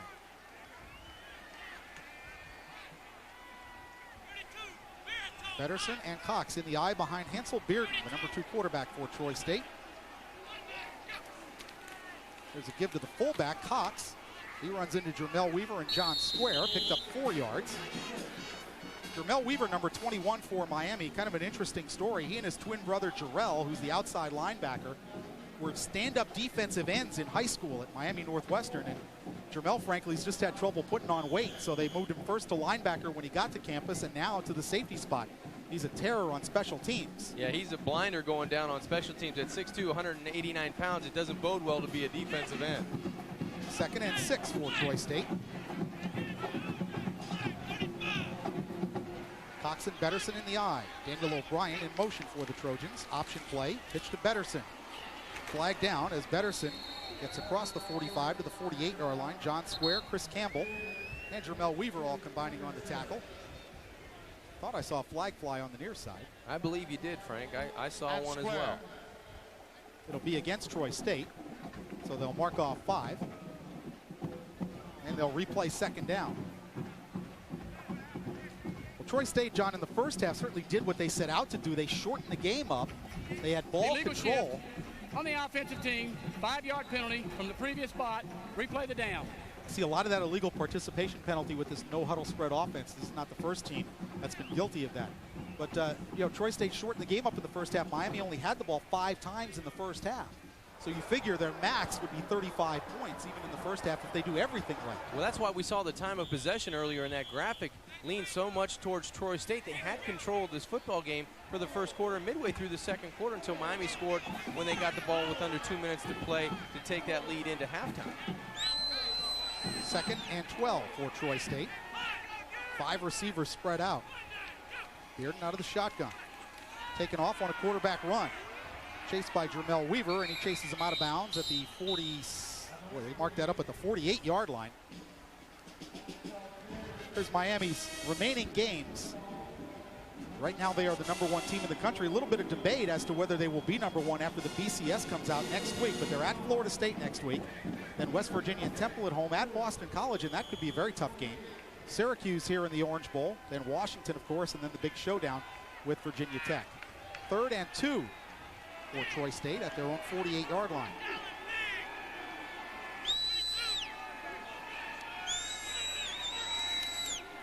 Give this to Betterson. He has a hole and into Miami territory. Finally taken down by Sean Taylor at the 42-yard line, and that'll be a first down for the Trojans of Troy State with 5:42 left to go.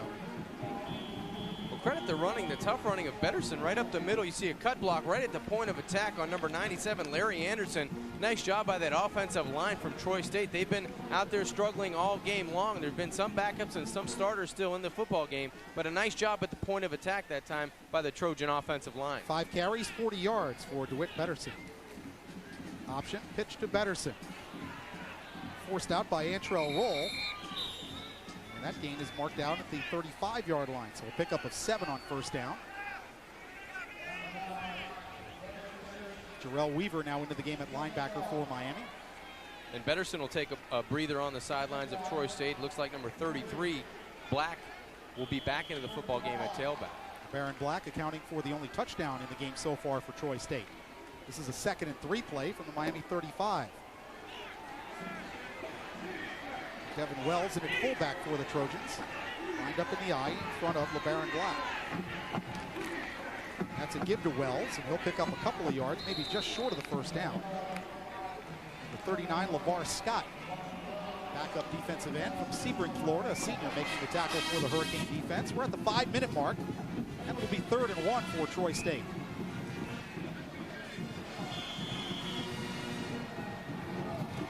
Sneak by Bearden. Looks like he has the first down. Santonio Thomas, number 56, there to put the clamps on him. But it appears that the Trojans will have a fresh set of downs at the Miami 33-yard line. John, if you're Larry Coker, do you come out of this game happy, unhappy, or kind of ambivalent?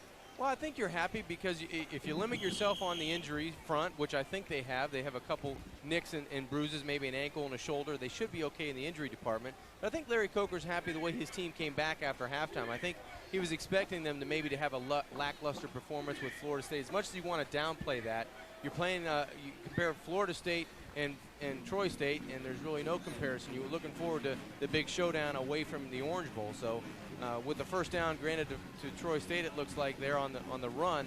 I think Larry Coker should be happy. They've tried to limit themselves on penalties. They still want to take away those bad penalties, the unsportsmanlike conducts, the running into the kicker, those types of things. But they have to keep their aggressiveness going on the road in a tough environment for next week.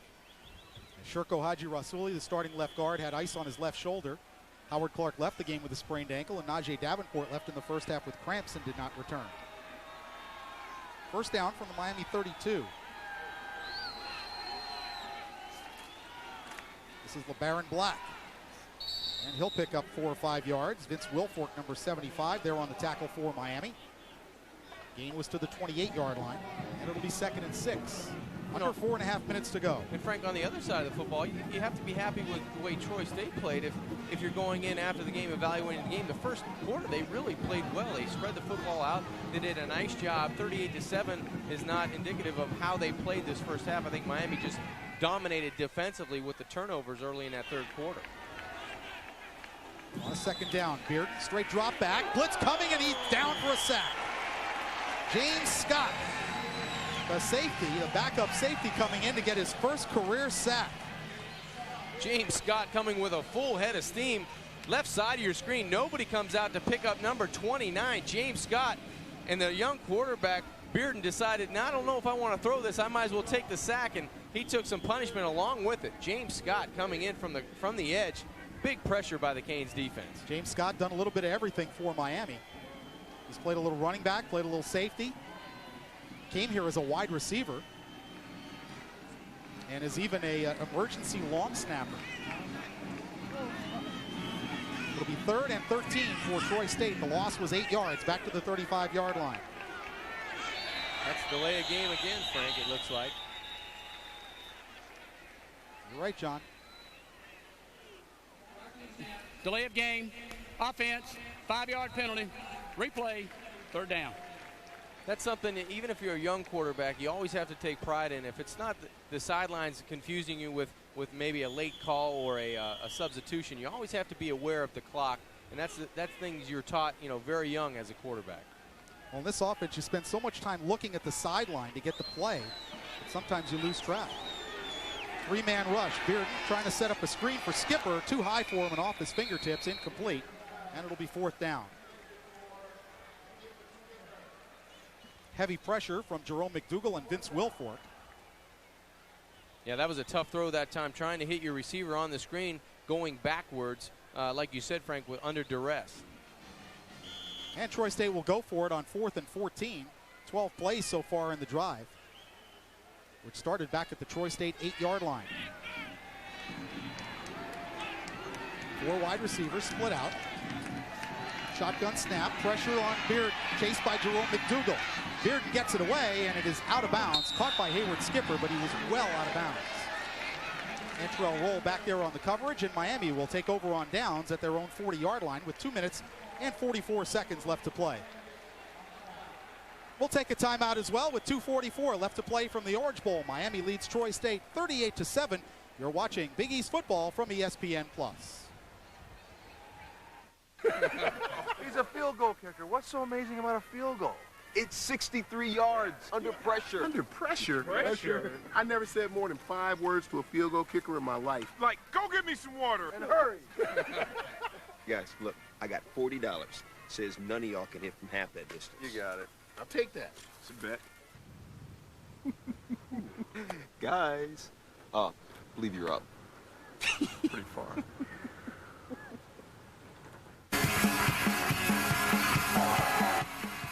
Oh, sweet.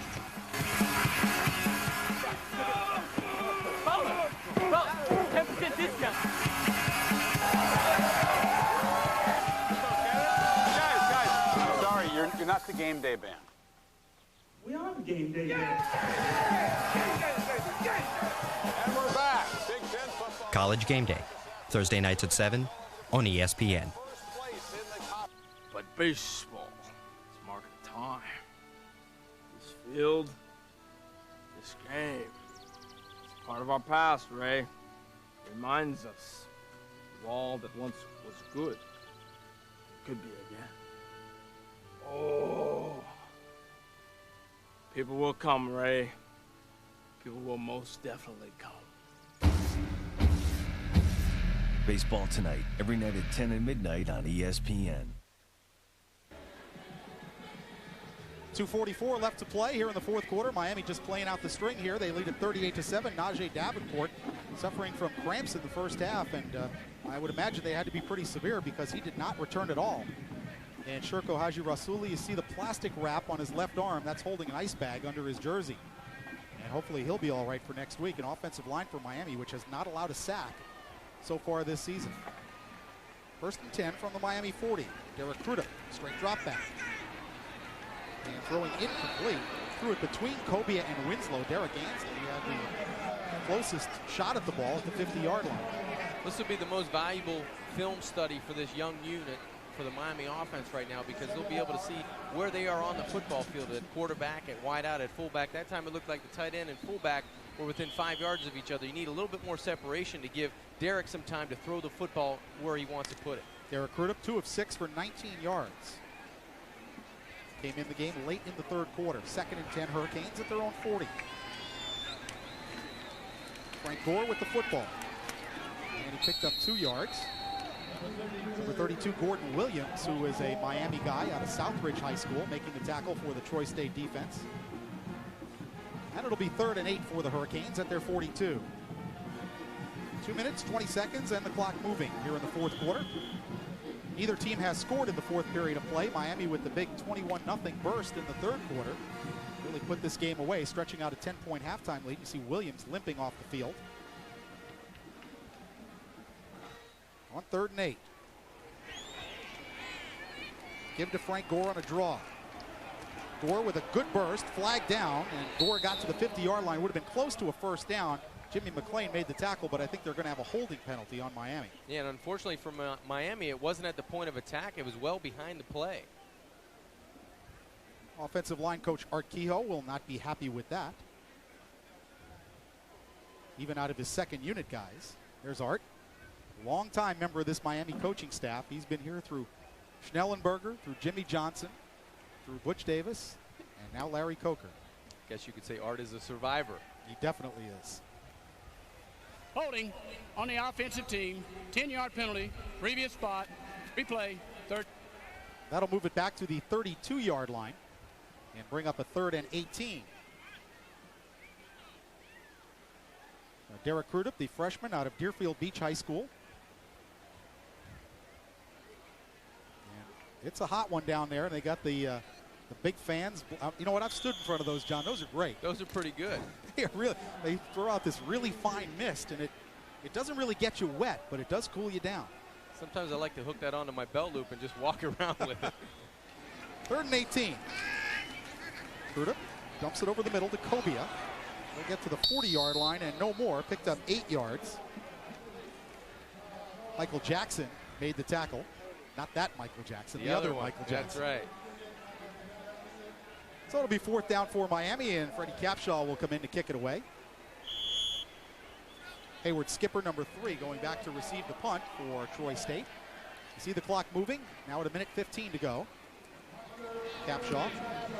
Nice kick into the wind. Skipper at his 10.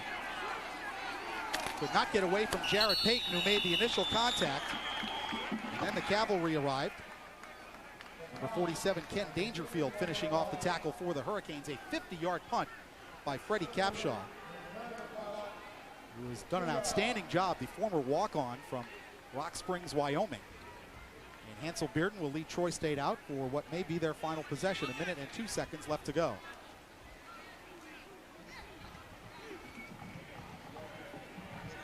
Ball at the Troy State 12-yard line. And they'll go with a standard I set. 2 wide receivers, 1 tight end. Devin Wells and Pedersen in the I.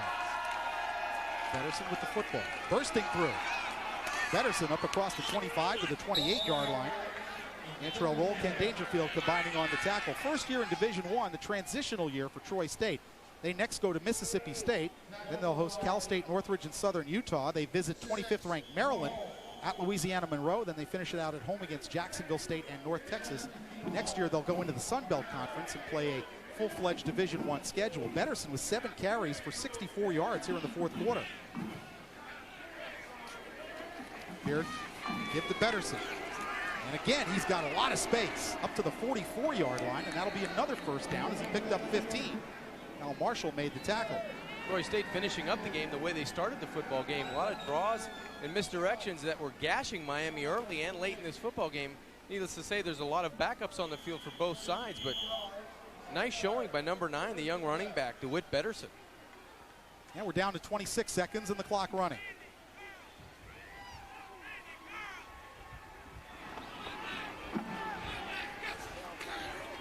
Bearden again gives to Pedersen. And again he bursts through. And finally Sean Taylor made the tackle, fumble, loose football, and they're going to call him down. They said Pedersen was down. Al Marshall came up with the football, but they're going to mark it dead at the Miami 42-yard line. Another gain of 14. Let's see if he was down. No, I think that came out early. Well, Pedersen running the football off left tackle. He's had a couple nice back-to-back runs. You see the football sliding out, and that is a fumble. That's one they missed, but with 3 seconds left on the game clock, I don't think it's going to matter much. And they do not get the next play off. So this one is history. From the Orange Bowl in Miami, Florida, the Miami Hurricanes beat Troy State An easy 38-7 victory. Maybe not as big a margin as most people around the country expected, but Larry Coker moves to 4-0 as a head coach.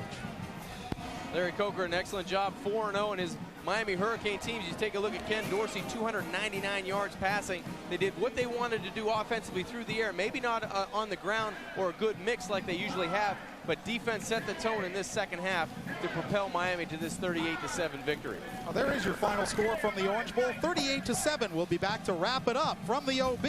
Miami wins it 38-7 over Troy State. We'll be right back. You're watching Big East football from ESPN Plus.